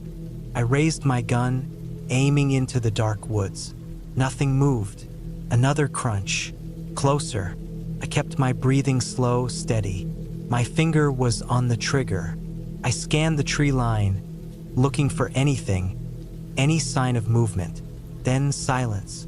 Minutes passed. My arms started to ache from holding the rifle up. Finally, I lowered it and stepped back inside, locking the door. I sat on the edge of the bed, my hands shaking. Maybe it was just an animal, a bear maybe, but deep down I didn't believe that. That night I barely slept. Every noise outside made my skin crawl. The wind, the creak of the trees. Every little sound put me on edge. Sometime past midnight, I heard something new, a thud, something hitting the cabin wall. I sat up, my heart racing. The rifle was next to me, but I didn't move. I just listened. Another thud, then scratching, slow, deliberate, right against the wooden walls. I gripped the gun, holding my breath. I wanted to turn on the lantern, but I was afraid of making any noise. The scratching stopped. Silence. I sat there, gun in hand, until the first light of dawn. By the time morning came, I had made up my mind. I was leaving. I packed my bag, loaded my rifle, and stepped outside. The forest was silent. The air was heavy. Then I saw them. Footprints. Not boot prints. Not animal tracks. Bare footprints. Human. Leading from the trees straight to my cabin door. My stomach turned. My hands started shaking. I followed them with my eyes.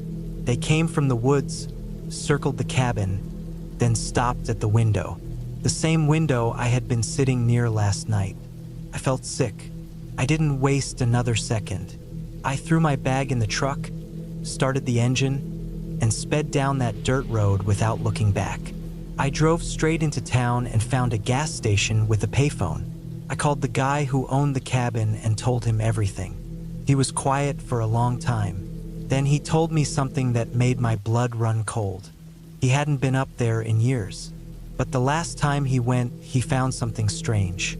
A single bare footprint on the porch. I never went back, and I never will.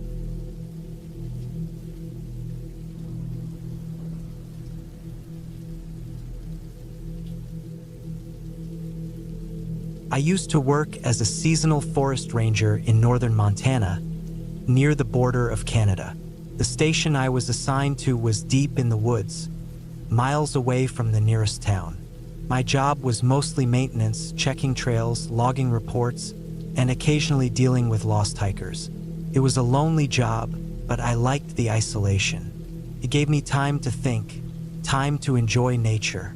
One year, late in September, I was sent to an old ranger's outpost deep in the woods. It wasn't much, just a one-room cabin with a cot, a wood stove, and a small radio to check in with the main station. I was supposed to stay for a week, making sure the trails were clear before the first big snowfall. The place had been abandoned for a while, so I had to clean it up a bit, clear out cobwebs, sweep the dust, chop some wood. The first couple of nights were uneventful. It was just me, the trees, and the wind. Then, on the third night, I saw her. I was sitting inside the cabin, reading by lantern light, when I heard something outside, a rustling. At first, I thought it was an animal. Bears were common in the area, so I grabbed my rifle and went to check. The moment I stepped onto the porch, I saw a figure standing at the edge of the tree line. It was a woman. She was barefoot, wearing what looked like an old, tattered dress, the kind you'd expect to see in black and white photos from the early 1900s. Her hair was long, tangled, and hung over part of her face. She was just standing there, motionless, staring at me. I felt something cold crawl up my spine. I called out, but she didn't move, didn't react, just kept standing there, looking at me. I had no idea how long she had been there, watching. The rational part of my mind told me she was probably a lost hiker, maybe someone who had wandered away from a campsite. But something felt off. There were no campgrounds nearby, no houses, no roads. No one should have been out here. After a long minute, she turned and walked back into the woods, disappearing into the darkness. I waited, listening, but heard nothing else. No footsteps, no breaking branches, just the wind. I barely slept that night. The next morning, I searched the area where she had been standing. There were no footprints. The ground was soft from the rain a few days before, but there was nothing. No sign that anyone had been there at all. I told myself it was a trick of the light. Maybe I was just tired.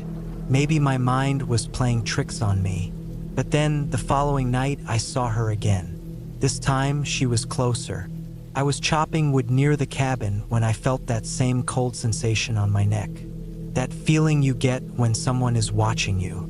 I turned, and there she was, standing just past the clearing, half hidden behind a tree. She wasn't moving, just staring. I gripped my axe and called out again, but she didn't respond. I took a step toward her, and she slowly stepped back, fading into the trees. At this point, I was done playing games. I grabbed my rifle and a flashlight and followed her. I wasn't going to let some weirdo creep around my cabin in the middle of nowhere. The woods were dense, and I lost sight of her almost immediately. I kept moving, scanning with my flashlight, trying to pick up any movement. The further I went, the more uneasy I felt. The silence was heavy, unnatural. No birds, no wind, nothing. Just me and my breathing. Then I smelled it. Rot, decay. Like something long dead, the kind of smell that sticks in your throat. My gut told me to turn around, but I pushed forward. I followed the scent, and that's when I found it. A small clearing, almost perfectly round, and in the center, bones. Scattered bones, some half buried in the dirt, others piled against a tree.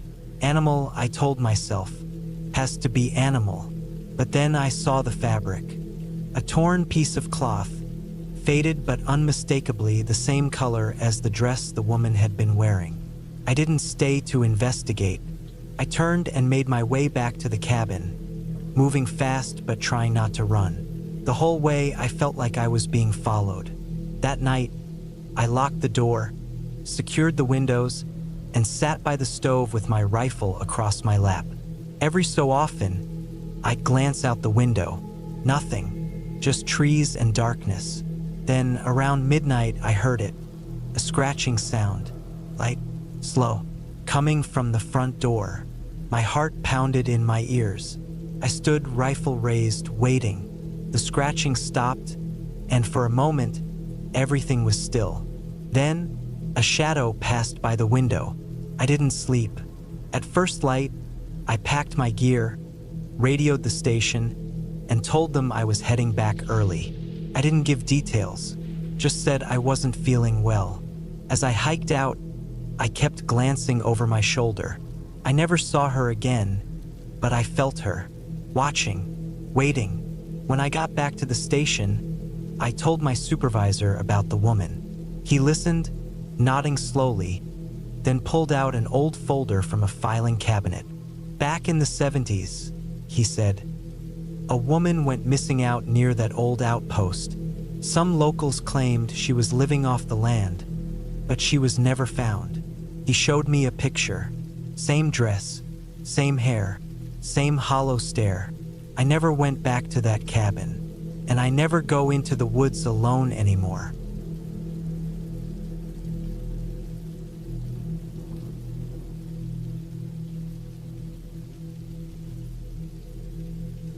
I was 26 when it happened. It was 2018, and I had just quit my job in London, burned out from years of working long hours in a city that never let me breathe.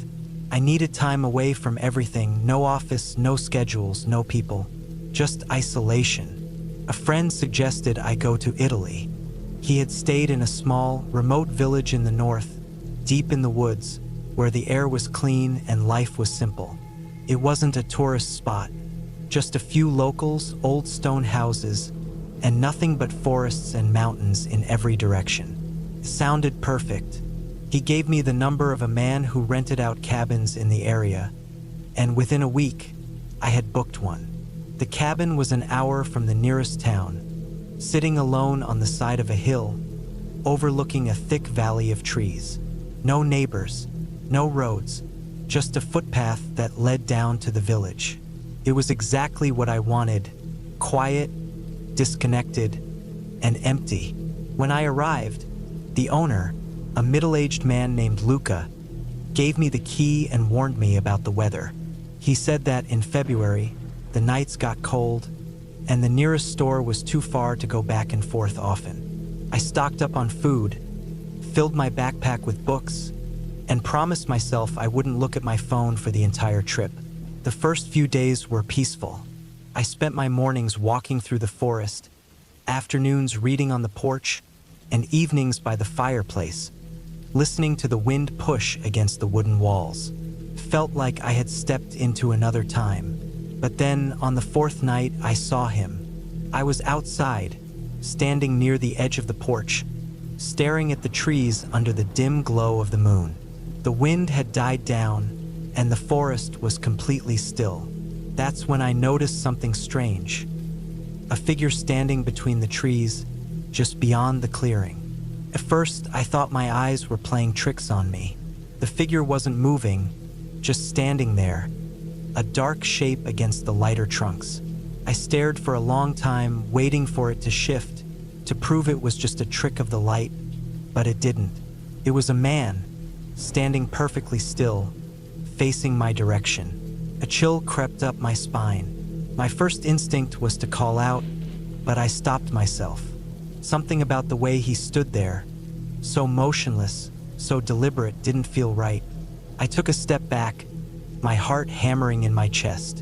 And then, slowly, he turned and walked deeper into the woods. I watched until he disappeared into the darkness, my mind racing. Who was he? Why was he just standing there, watching? My cabin was supposed to be isolated. No hiking trails, no neighbors. Nobody should have been out there. I locked the door and sat by the fireplace, trying to convince myself it was nothing. Maybe it was a hunter or some local passing through. But deep down, something about the way he stood there, unmoving, felt wrong. The next morning, I told myself I had overreacted. I had wanted isolation, and now that I had it, I was scaring myself. The man was probably just some villager out for a walk. But even as I tried to reason with myself, I found my eyes constantly drifting toward the trees, searching for movement. That night, I saw him again. This time, he was closer. I was inside, reading by candlelight, when I glanced at the window and froze. He was standing just beyond the porch, near the treeline, closer than before. The same motionless posture, the same unsettling stillness. A wave of cold panic washed over me. I turned off the light and stepped away from the window, my breath coming fast. My phone was in my bag, but I hadn't turned it on in days. I fumbled for it, my fingers shaking, but when I looked again, he was gone. I stayed up all night listening. Every sound, every creak of the cabin, every whisper of wind made my skin crawl. I barely slept. By morning, I had convinced myself to leave. I didn't care if I had paid for the whole week. Something about this wasn't normal. But when I stepped outside, something stopped me. Footprints. They were fresh, leading from the woods to my porch. And they weren't just near the edge. They came all the way up to my door. My stomach turned. Someone had been standing right outside, just inches from where I slept. I ran back inside and bolted the door. I was leaving. Now, I threw everything into my backpack and grabbed my keys. But then, as I reached for the doorknob, I hesitated. What if he was out there? I peered through the window, scanning the trees, my pulse pounding. Nothing. The footprints trailed off into the forest, disappearing among the shadows. I took a deep breath and stepped outside, forcing myself to stay calm. The footpath back to the village was steep, winding down the hill through dense trees. I moved fast, glancing over my shoulder every few steps. Halfway down, I stopped. Something was wrong. The path looked different. The trees seemed closer together, the undergrowth thicker. I had walked this trail every day, but now it felt unfamiliar. I turned in a slow circle, trying to get my bearings. That's when I saw it. Another set of footprints heading off the path, vanishing into the trees. They weren't mine, and they were fresh. A sick realization crept over me. He wasn't just watching me from the woods. He had followed me. I broke into a run. Branches whipped against my face, my breath ragged in the cold air. I didn't care about the path anymore. I just needed to get away. Then, ahead of me, I saw something that made my stomach drop. The cabin. I had looped back to the cabin. My mind reeled. How? I had been running downhill straight toward the village. There was no way I should have ended up back here. Panic surged through me. It didn't make sense. It was like something had led me in circles, like I had been walking in the wrong direction without realizing it. And then, in the silence, I heard it. A creak. Not from the trees, from inside the cabin. Someone was inside. My breath caught in my throat. I stepped backward, my body screaming at me to run, but I couldn't move. Then the door opened, slowly, deliberately, and he stepped out. I didn't stay to see his face. I ran. I don't remember how far, how long. I just ran until my legs gave out and my vision blurred. By the time I reached the village, I was shaking, my clothes torn from the branches. I must have looked insane, but I didn't care. I found the nearest person, a woman sweeping outside a small shop, and begged her to call Luca. He came within the hour, driving me back to town. I tried to explain, but the words wouldn't come out right. He just nodded, his face unreadable. I never went back for my things. A week later, Luca called me. He had gone to check the cabin. He found the door wide open. Inside, everything was the same except for one thing: the bed. The blankets were pulled back, and the pillow was indented, like someone had been sleeping there, like someone had been waiting. I never went back to Italy.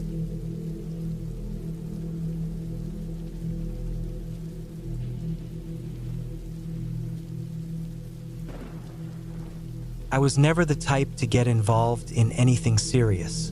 Life was routine: work, home, weekends with friends, the occasional trip out of town.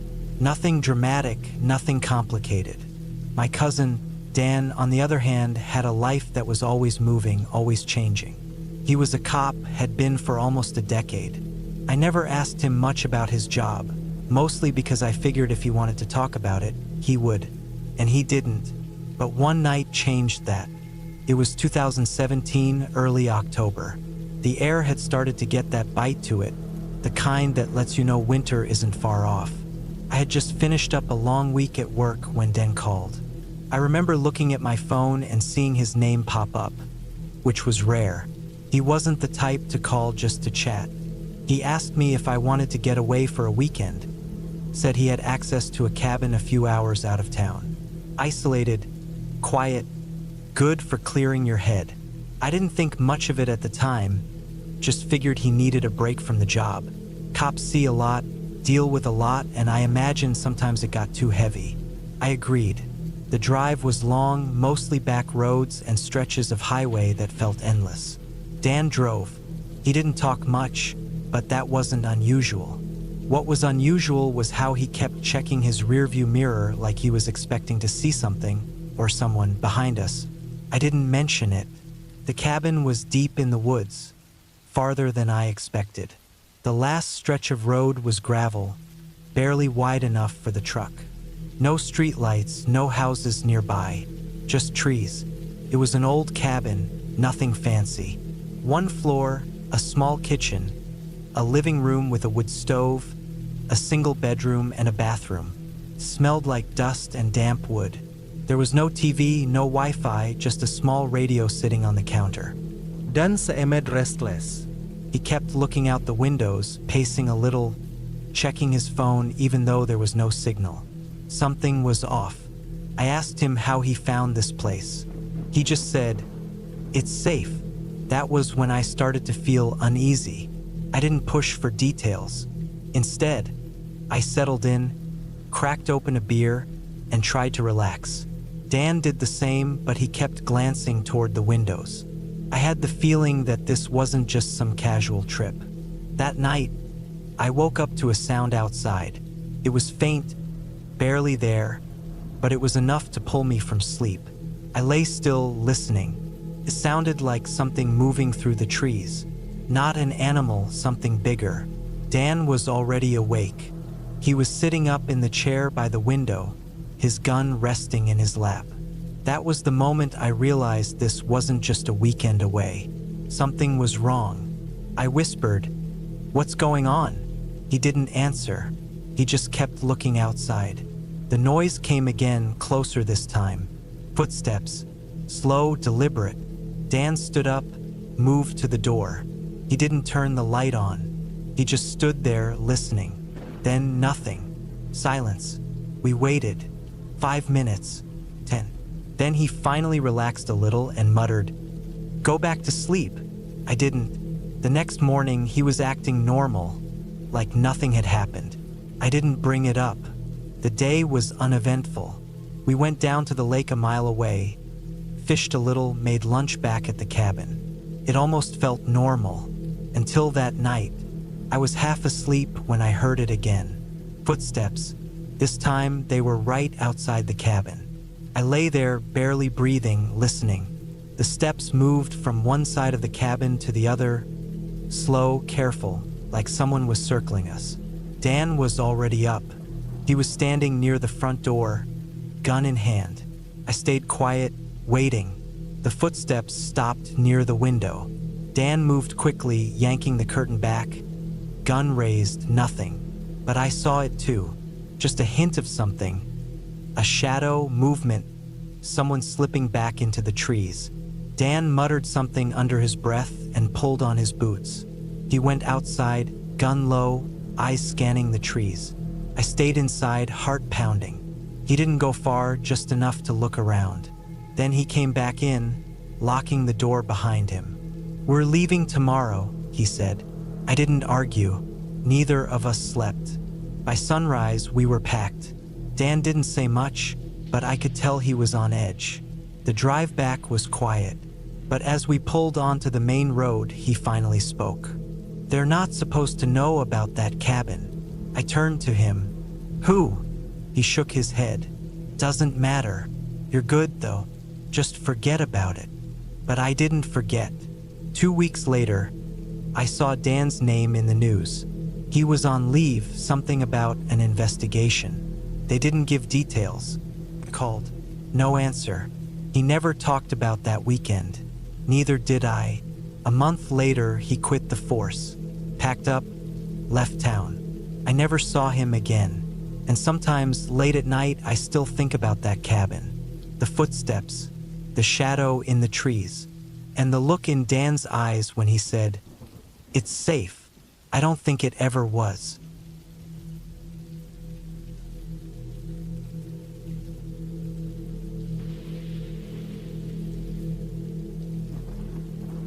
It was late September of 1998 when I took the night shift at the fire lookout cabin deep in the Cascade Mountains of Washington.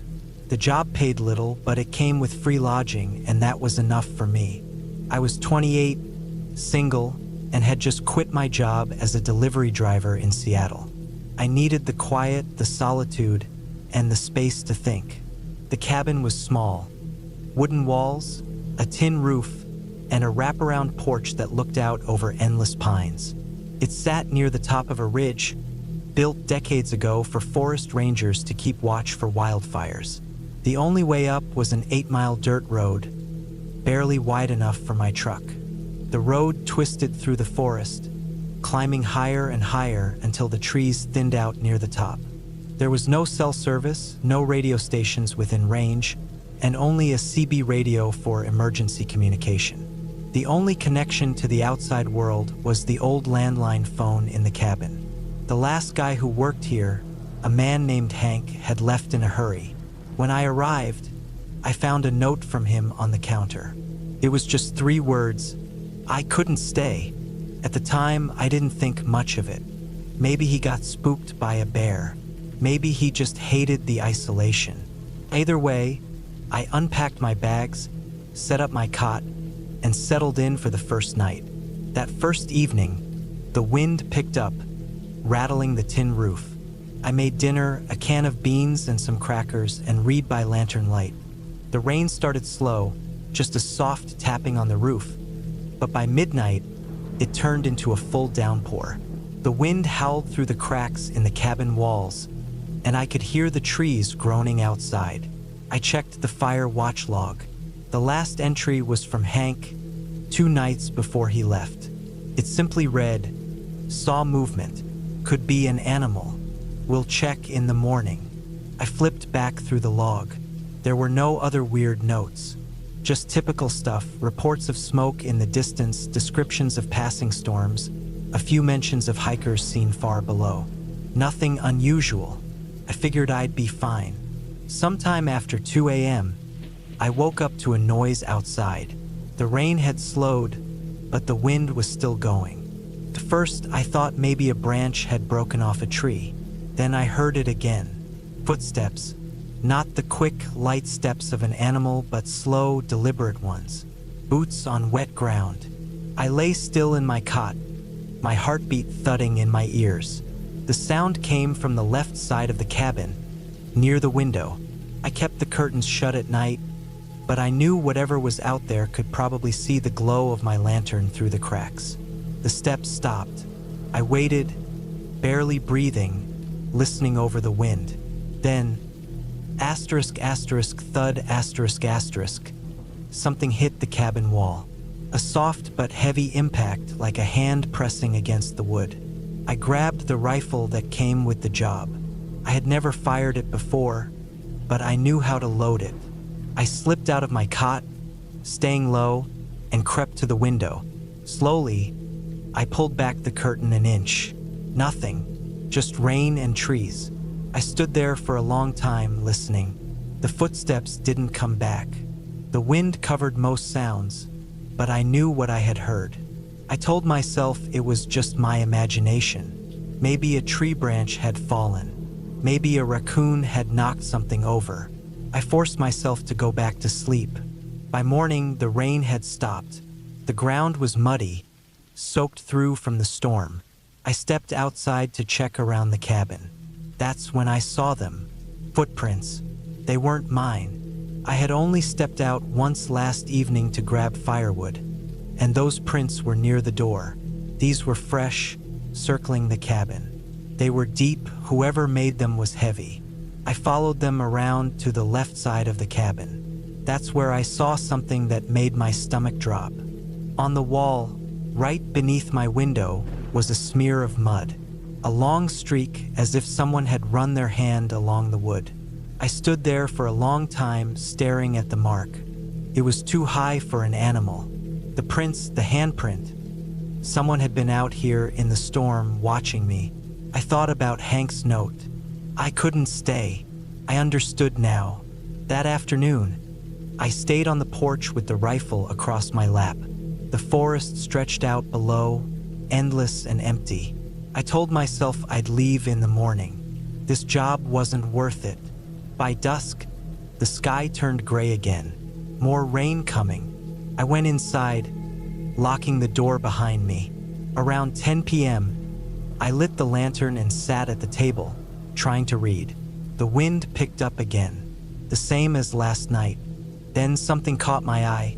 Through a crack in the curtain, I saw movement, a shadow between the trees. My stomach tightened. The figure was tall, standing motionless at the edge of the clearing. I killed the lantern. The cabin fell into darkness. I moved slowly to the window, keeping my breath steady. The figure hadn't moved.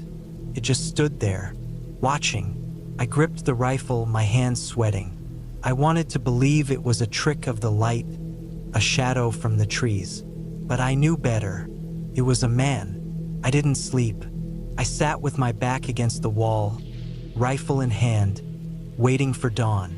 The figure never moved. It was still there when the sky turned gray with first light. Then, as if sensing it had been seen too long, it stepped back. Slowly, deliberately, then it was gone. I grabbed my bag, threw what I could into it. I didn't care about the job, the paycheck, or the fire watch logs. I got in my truck and drove.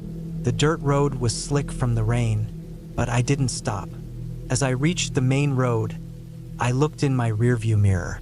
The figure was standing at the top of the ridge, watching me leave. I never went back. Months later, I looked up old reports from the fire watch station. There had been disappearances in the area going back decades.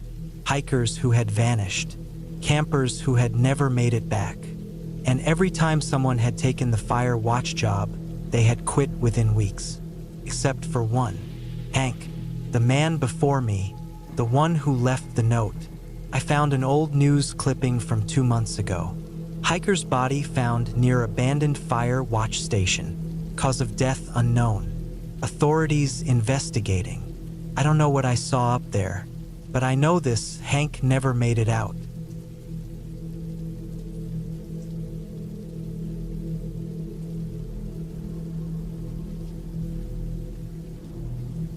I still don't know why I agreed to the job in the first place. The money wasn't great, the conditions weren't ideal, and the isolation was enough to make any sane person hesitate. But work had been slow, and when my uncle mentioned an old friend who needed someone to watch his property for a couple of weeks, I figured it was easy enough. Just a little time alone in a cabin up north, keeping an eye on things while the owner was away. The place was tucked deep into the forest, miles from the nearest town. The guy who owned it, some retired carpenter named Ellis, mostly used it as a hunting lodge. Said he had a lot of tools and equipment he didn't want stolen, and he needed someone to hold down the fort. It was supposed to be a simple gig. Keep an eye on the cabin, check the generator, make sure no animals got inside. Easy money. I packed enough supplies to last me 2 weeks. Food, water, a few books, a small battery-powered radio. The drive up took most of the day. As I got closer, the roads turned from asphalt to dirt, then narrowed to a single overgrown path barely wide enough for my truck. The trees closed in, thick and endless, and when I finally saw the cabin, it was almost a relief. It was a simple place, nothing fancy. A small wooden structure with a wraparound porch, a few steps leading up to the front door.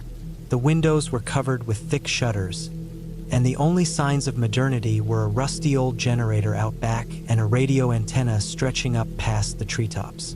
The kind of place that felt forgotten by the world. I got inside, checked the locks, tested the generator. Everything seemed fine. The place smelled like old wood and dust, the air thick and still. There were some hunting trophies on the walls, deer heads with glassy eyes, a few shelves lined with books about trapping and survival.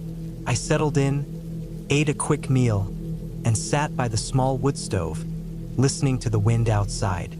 That first night was uneventful, just the usual creaks of an old building settling in the cold. But by the second day, something felt off. It wasn't anything obvious, just a creeping feeling, like I wasn't as alone as I thought. I spent the day walking the perimeter, making sure everything was secure. The trees stretched tall and bare, their branches clawing at the sky.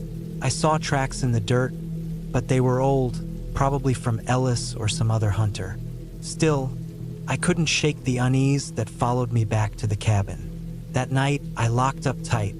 I made sure every door and window was shut, double-checked the generator, then sat by the wood stove again, trying to focus on my book. But the feeling wouldn't leave. It was like something was waiting just beyond the light, watching. Then, just past midnight, I heard it. Footsteps. Slow, deliberate, moving around the cabin. I froze, my heart hammering. The floorboards creaked beneath my feet as I stood, careful not to make a sound. I moved toward the nearest window, cracked the shutter just enough to see outside. Nothing, just trees and darkness. I waited, listening. The footsteps had stopped. Maybe I imagined it. Maybe it was an animal. I barely slept that night. Every little noise made my skin crawl. The wind rattling the shutters, the occasional snap of a twig outside. I told myself it was just my mind playing tricks, but deep down I knew better. The next day, I checked the surroundings again. The tracks I'd seen earlier were still there, but now there were new ones, fresher, human. Someone had been near the cabin. I followed them as far as I could, but they disappeared into the undergrowth. Whoever it was knew how to move without leaving much of a trail. I went back to the cabin, locked up again, and kept my rifle within reach. That night, the footsteps came back. Closer this time, slower. I didn't move, barely even breathed. The footsteps circled the cabin, pausing near the doors, the windows. My fingers tightened around the rifle. I wanted to call someone, but there was no reception this deep in the woods. My only connection to the outside world was the radio, and even that was unreliable. Then, just as suddenly as they started, the footsteps stopped. Silence stretched on for what felt like hours before exhaustion finally pulled me under. When I woke, the first thing I saw was the front door. It was still locked, still bolted, but something was different. The handle was smeared with dirt, like someone had tried to turn it. I spent the next day preparing. I boarded up the windows, checked the locks again, set up makeshift alarms. Empty cans tied to strings, anything that would make noise if disturbed. I kept the rifle loaded, stayed alert. That night I waited. I didn't sleep. The footsteps came again, heavier this time. Whoever was out there wasn't trying to be quiet anymore. They stopped right outside the door. Then came the sound of metal scraping against wood. A knife. I gripped the rifle, my hands slick with sweat. The scraping went on for minutes, slow and deliberate, carving into the wood. Then silence. I didn't move, didn't dare breathe. The door rattled, just once, then nothing. I stayed awake until dawn. When I finally worked up the courage to check outside, my stomach turned. The door had deep gashes carved into it, and right at eye level, scratched into the wood, were two words: "Come out." That was it. I wasn't sticking around to see what happened next. I packed my things, grabbed my rifle, and started toward my truck. The forest was dead silent. No birds, no wind, just stillness. I reached the truck, yanked open the door, and saw the keys were gone. My breath caught. I knew I had left them in the ignition the night before. Someone had taken them. Panic surged, but I forced myself to think. The spare key. I always kept a backup hidden under the seat. I reached under, fingers searching there. Cold metal against my skin. I pulled it out, shoved it into the ignition, and turned. The engine roared to life. Relief flooded me. Then I saw him, a figure standing at the tree line, tall, motionless, watching. I didn't wait. I slammed the truck into gear and tore down the path, branches scraping against the sides, gravel spitting beneath the tires. I didn't stop until I hit the main road, didn't breathe until I was miles away. I never went back, never told Ellis what happened. I don't know who was out there, what they wanted, but I do know one thing. They weren't trying to break in. They were trying to get me to come out.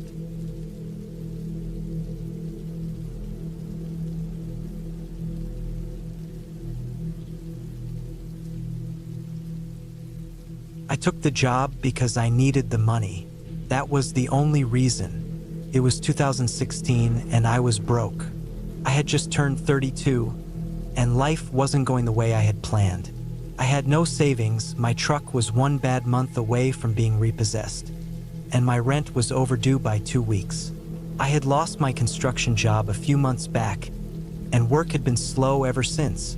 A buddy of mine, Danny, told me about a guy he knew who needed someone to watch over a property up north. A simple gig, he said. Just stay in a cabin for a few nights, make sure no one messes with the place, and get paid under the table. I wasn't in a position to say no. The place was in northern Michigan, deep in the woods, far from any town. The guy who owned it, some rich old man named Wallace, only used the property for hunting season. The rest of the year, it sat empty. He'd had issues before, though. People trespassing, trying to break in, stealing things. He wanted someone to stay out there for a week or so, keep an eye on things. If I could handle that, he'd pay me $1,500 cash. That was more money than I had seen in months. I drove up in my truck that Sunday afternoon. It was late October, just starting to get cold. The drive took me nearly 4 hours, winding down empty roads lined with bare trees. The sky was heavy with rain clouds, and the farther I got from the highway, the less I saw of anything. No gas stations, no houses, just miles of forest. By the time I reached the turnoff, my cell service was gone. The cabin sat another 3 miles down a dirt road, barely wide enough for my truck to fit. The place itself was nothing special. A single-story log cabin, maybe 50 years old, with a metal roof and a wraparound porch. A storage shed sat off to the side, and behind that, a small clearing with a fire pit and some rusted folding chairs. No electricity, no running water. Just a wood stove and an old generator that barely worked. Inside, it was simple: 1 room, a cot, a table, a few chairs. The only light came from a couple of battery-powered lanterns. There was a rifle mounted above the door, an old Remington that looked like it hadn't been touched in years. I wasn't expecting luxury, but I hadn't thought it would be this isolated. Once the sun started setting, the woods around me turned black. There was no distant hum of traffic, no streetlights, no planes overhead, just wind moving through the trees and the occasional creak of the cabin settling. I ate a can of chili, sat on the porch for a while, then turned in early. The cot was uncomfortable, but I was tired. Y figurat ide adjust. The first night, I woke up to a noise outside. It was subtle, just a faint crunch of leaves. Could have been anything, a raccoon, a deer. I didn't think much of it. I dozed off again, only to wake up a second time, this time to the sound of something brushing against the side of the cabin. It wasn't loud, but it was enough to make me sit up. I listened for a while, my heart beating faster than I'd like to admit. Eventually, it stopped. I told myself it was nothing, probably just the wind. The next day was uneventful. I spent most of it gathering firewood and making sure the generator had enough fuel. The guy who owned the place had left a cooler with some food, mostly canned stuff and jerky. There wasn't much to do, so I walked around the property for a while, getting a feel for the land. The forest was thick, the kind of place where you could get lost if you weren't careful. That night, it happened again. The sounds. This time, they were closer. Twigs snapping, something moving just beyond the tree line. I grabbed the rifle from above the door. I didn't load it. I wasn't about to start shooting into the woods like an idiot, but having it in my hands made me feel better. I stepped onto the porch, aiming my flashlight out into the dark. Nothing. I stood there for a while, listening, waiting. The silence was thick. After a few minutes, I went back inside, locked the door. I told myself it was just animals, but I had a feeling in my gut, something I couldn't shake. By the third night, I was on edge. I barely slept, lying in the cot with the rifle close by. Around 2 in the morning, I heard it again. This time, there was no mistaking it. Footsteps, slow and deliberate, moving around the cabin. I held my breath, listening as they circled the building. Not a deer, not a bear. Something or someone was out there, I sat up, heart pounding, gripping the rifle. The footsteps stopped right outside the front door. For a long time, there was nothing. Then, a quiet scrape, like fingernails against wood. I felt my stomach drop. I didn't move. I didn't breathe. Then, just as suddenly as it started, it stopped. Silence. I stayed like that for what felt like an hour, waiting for something else to happen. But nothing did. Eventually, I drifted off, the rifle still in my hands. The next morning, I checked outside. There were footprints in the dirt. Human footprints. They led from the trees to the cabin, stopping right at the door. No tire tracks, no sign of a campsite. Just those footprints. I wanted to leave, but I needed the money. I stayed another 2 nights. The sounds continued, the footsteps, the movement in the trees. On the 6th night, I heard something new. Breathing, right outside the cabin window. Slow, heavy breathing. I didn't sleep at all that night. As soon as the sun came up, I packed my things. I didn't care about the money anymore. I got in my truck and drove. I never told Wallace what happened. Never told Danny either. I don't know who or what was out there. I don't want to know. I just know I'll never go back.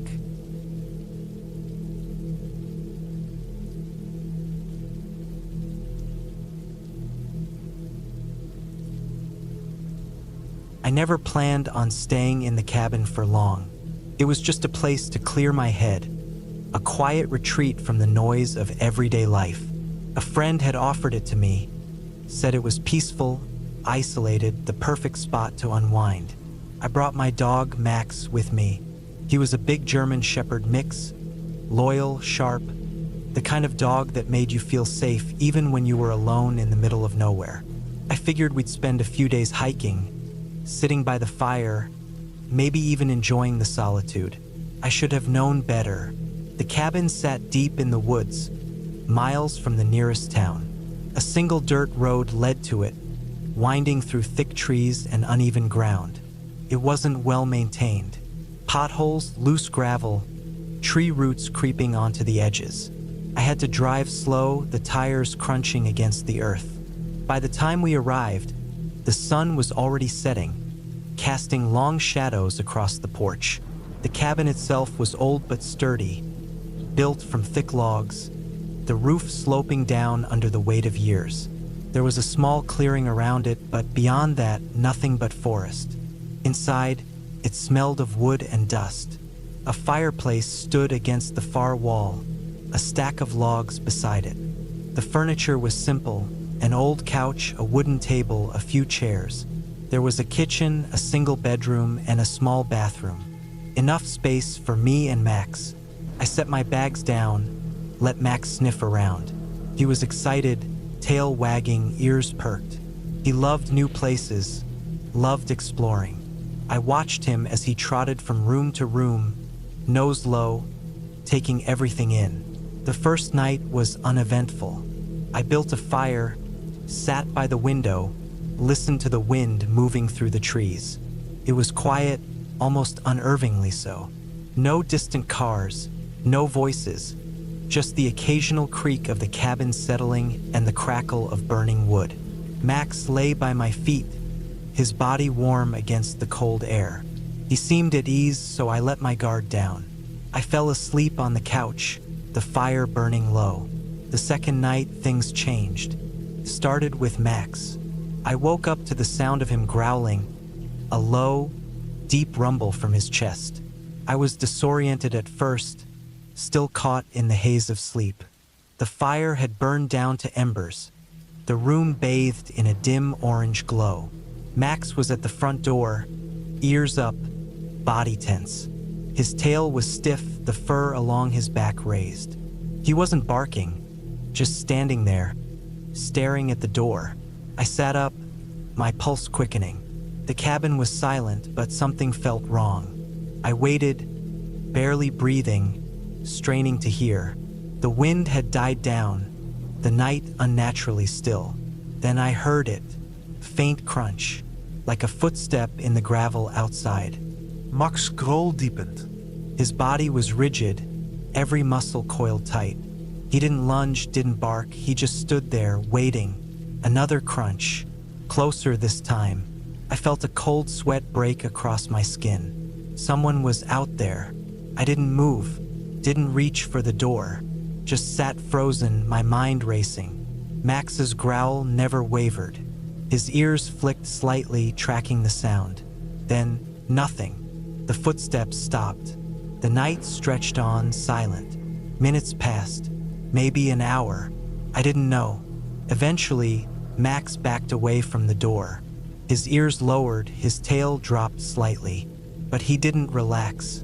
Even as he lay down, he kept his eyes on the door, muscles still tight beneath his fur. I didn't sleep after that. Just sat there, staring at the door, waiting for something to happen. Nothing did, but I knew, in the pit of my stomach, that something had been there, watching. The next morning, I stepped outside. The air was crisp, the sun barely cutting through the trees. The ground was damp from the night's dew, the leaves glistening. I checked the clearing, my heart pounding. Footprints. Not mine, not Max's. Someone had stood outside the cabin, right by the door. My stomach twisted. I looked around, scanning the trees. Nothing, just the endless stretch of woods, quiet and undisturbed. I should have packed up then, should have thrown my bags in the car and left. But I didn't. I told myself it was nothing. Maybe a hiker, maybe my imagination playing tricks. I stayed. That was my second mistake. That night, I locked everything, bolted the door, checked the windows, made sure nothing was left open. Max stayed close to me. He wasn't wagging his tail anymore. He wasn't exploring. He just sat by my feet, ears twitching at every sound. The fire burned bright, but the warmth didn't reach me. Then, sometime after midnight, Max's head snapped up. He stared at the window, not the door, the window. His lips curled back, a quiet snarl slipping through his teeth. I didn't want to look. I didn't want to know, but I turned, and for a split second, I saw something move past the glass. A shadow, a shape, gone in an instant. I stopped breathing. My skin went ice cold. Max barked, loud and sharp, his body launching toward the window. His claws scraped against the wood, his breath fogging the glass. Outside, silence. No footsteps. No movement. But I knew someone had been there, watching, waiting, and they weren't gone. I didn't sleep. Max paced the cabin, restless. He kept checking the door, the windows, his nose twitching, ears flicking at every creak and rustle. I sat by the fire, gripping the handle of the fireplace poker like it would do anything. The night stretched on. The silence was unbearable. Then, just before dawn, Max stopped. He turned toward the back of the cabin, toward the wall, and he growled. A deep, guttural sound I had never heard before. Not at the door, not at the window, at the wall. And suddenly I understood. Whoever had been outside wasn't outside anymore. I don't remember grabbing my keys. Don't remember yanking open the door. I just remember running. Max bolted ahead of me, his body low, his tail stiff. His instincts knew before mine did. We reached the car. I fumbled with the door, my fingers shaking. Behind me, the cabin stood silent. Too silent. I didn't look back. Didn't dare look back. I threw the car into gear and sped down that dirt road, Max panting beside me. His eyes still locked on the cabin as it disappeared behind the trees. I didn't stop. Not once. Not until I reached the town miles away, where people and lights and noise made it feel like the world was real again. I never went back for my things. Never asked my friend about the cabin. Never tried to find out who had been out there. All I knew was that I had been watched, and that Max had saved my life.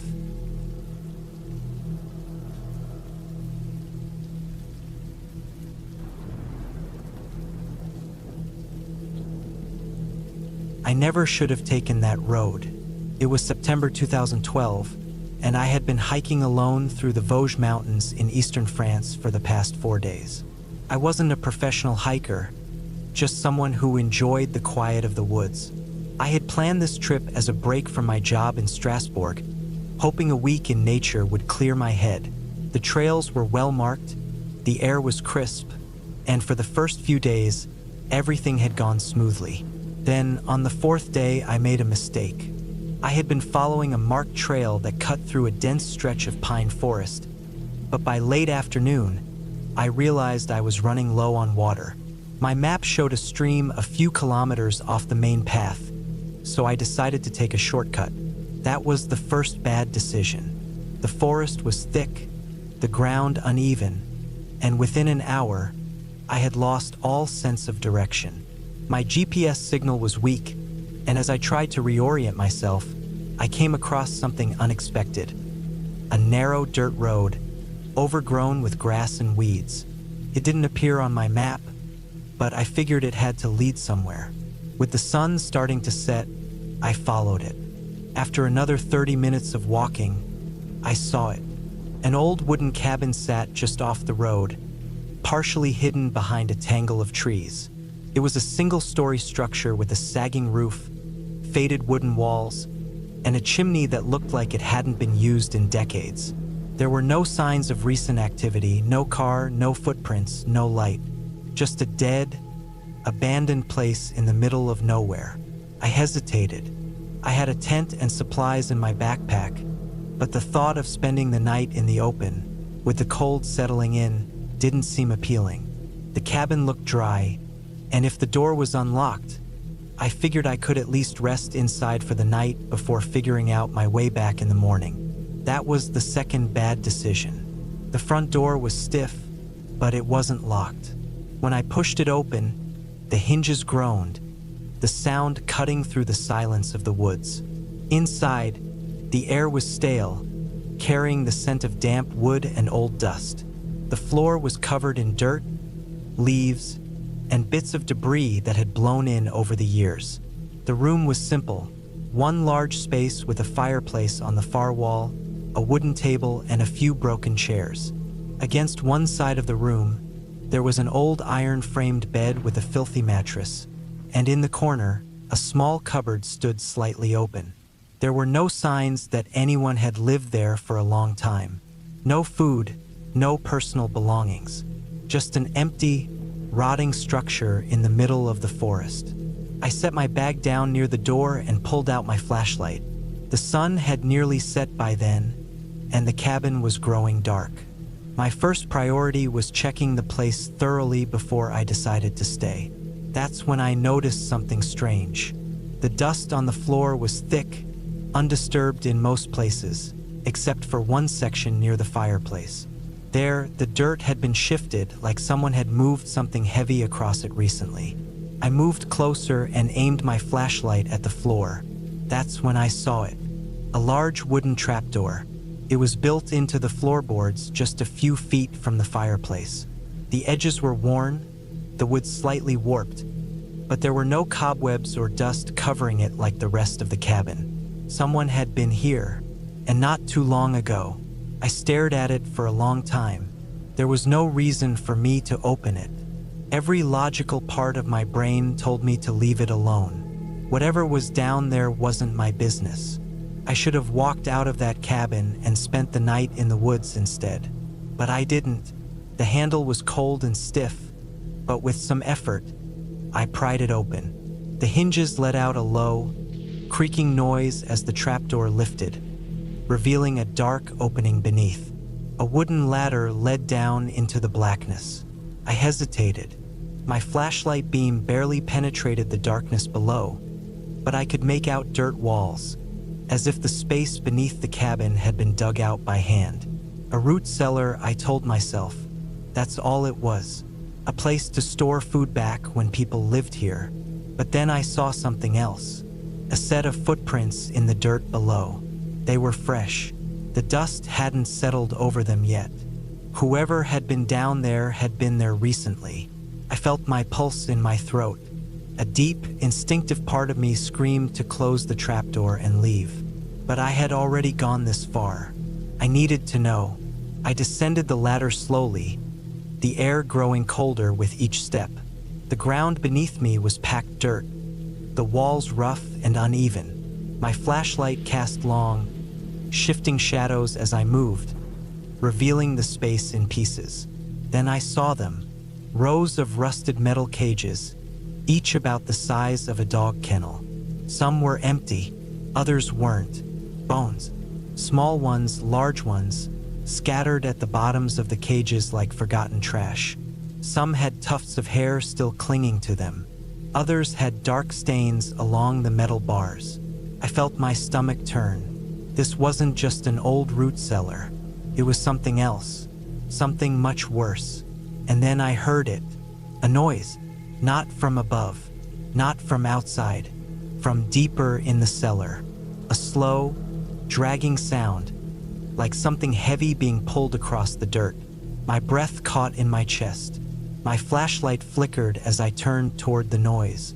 The cellar stretched further than I had realized, a narrow tunnel leading deeper underground. My light barely reached the end of it, but I saw movement. A figure. It was crouched low, half hidden in the shadows. And it was watching me. I didn't think. I turned and scrambled up the ladder, my boots slipping against the worn wood. I barely made it to the top before I heard movement behind me, fast and heavy. I slammed the trapdoor shut and threw my weight against it. Something hit it from below, hard enough to rattle the wood. I didn't wait. I grabbed my bag and ran, out the door, into the trees, away from that cabin. I didn't stop, not for miles. By the time I found a road, it was nearly dawn. I flagged down a passing car, barely able to speak. The driver, an older man, took one look at me and knew something was wrong. He drove me straight to the nearest police station. I told them everything. A search team was sent to the cabin that afternoon. When they returned, they told me something that made my skin crawl. The trapdoor was gone. The floor was intact, as if it had never been there. No tunnel, no cages, nothing. But they did find something outside. A pile of old bones, half buried in the dirt. Human bones. The case was left open, but no arrests were ever made. The cabin was eventually demolished, but I never went back. I still think about that night, about the footprints, the cages, the figure in the dark, and about the fact that someone had covered it all up. Whoever they were, they're still out there, and they know I saw.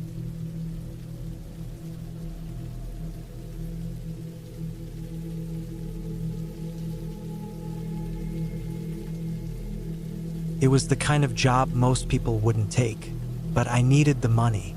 The ad was simple enough. A caretaker needed for an old graveyard on the outskirts of a rural town, just outside of Montana.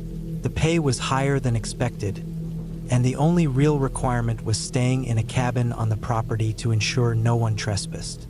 Sounded easy enough. Quiet place, no neighbors, no distractions. Just me, a small cabin, and rows of old graves. The town, a place called Barefoot Ridge, was small, the kind of place where everybody knew each other. When I stopped at the only gas station to grab supplies before heading to the cabin, the old cashier eyed me with something that felt like pity. "You the new caretaker?" she asked, her voice raspy from what had to be a lifetime of smoking. I nodded, and she just shook her head, muttering something under her breath. I didn't ask her to repeat it. I should have. The graveyard was about 6 miles from town, tucked away in the thick woods. The road leading to it was narrow, more of a dirt path than anything, surrounded by towering pine trees that blocked out most of the sky. When I arrived, the place was exactly what I expected. A small wooden cabin sat just inside the rusted iron gates of the graveyard. The graves themselves were old, some with headstones so weathered that the names were barely readable. A few had sunk into the earth, leaning forward like they were trying to escape. Beyond the graves, the land sloped downward into more trees, a thick forest stretching for miles. The first few days were uneventful. I spent my time cleaning up the place, clearing out weeds and fallen branches. The cabin was small but functional. A single bed, a stove, and a small table with a chair. There was a radio, though it only picked up static most of the time. The power came from an old generator, which had a nasty habit of sputtering in and out at night.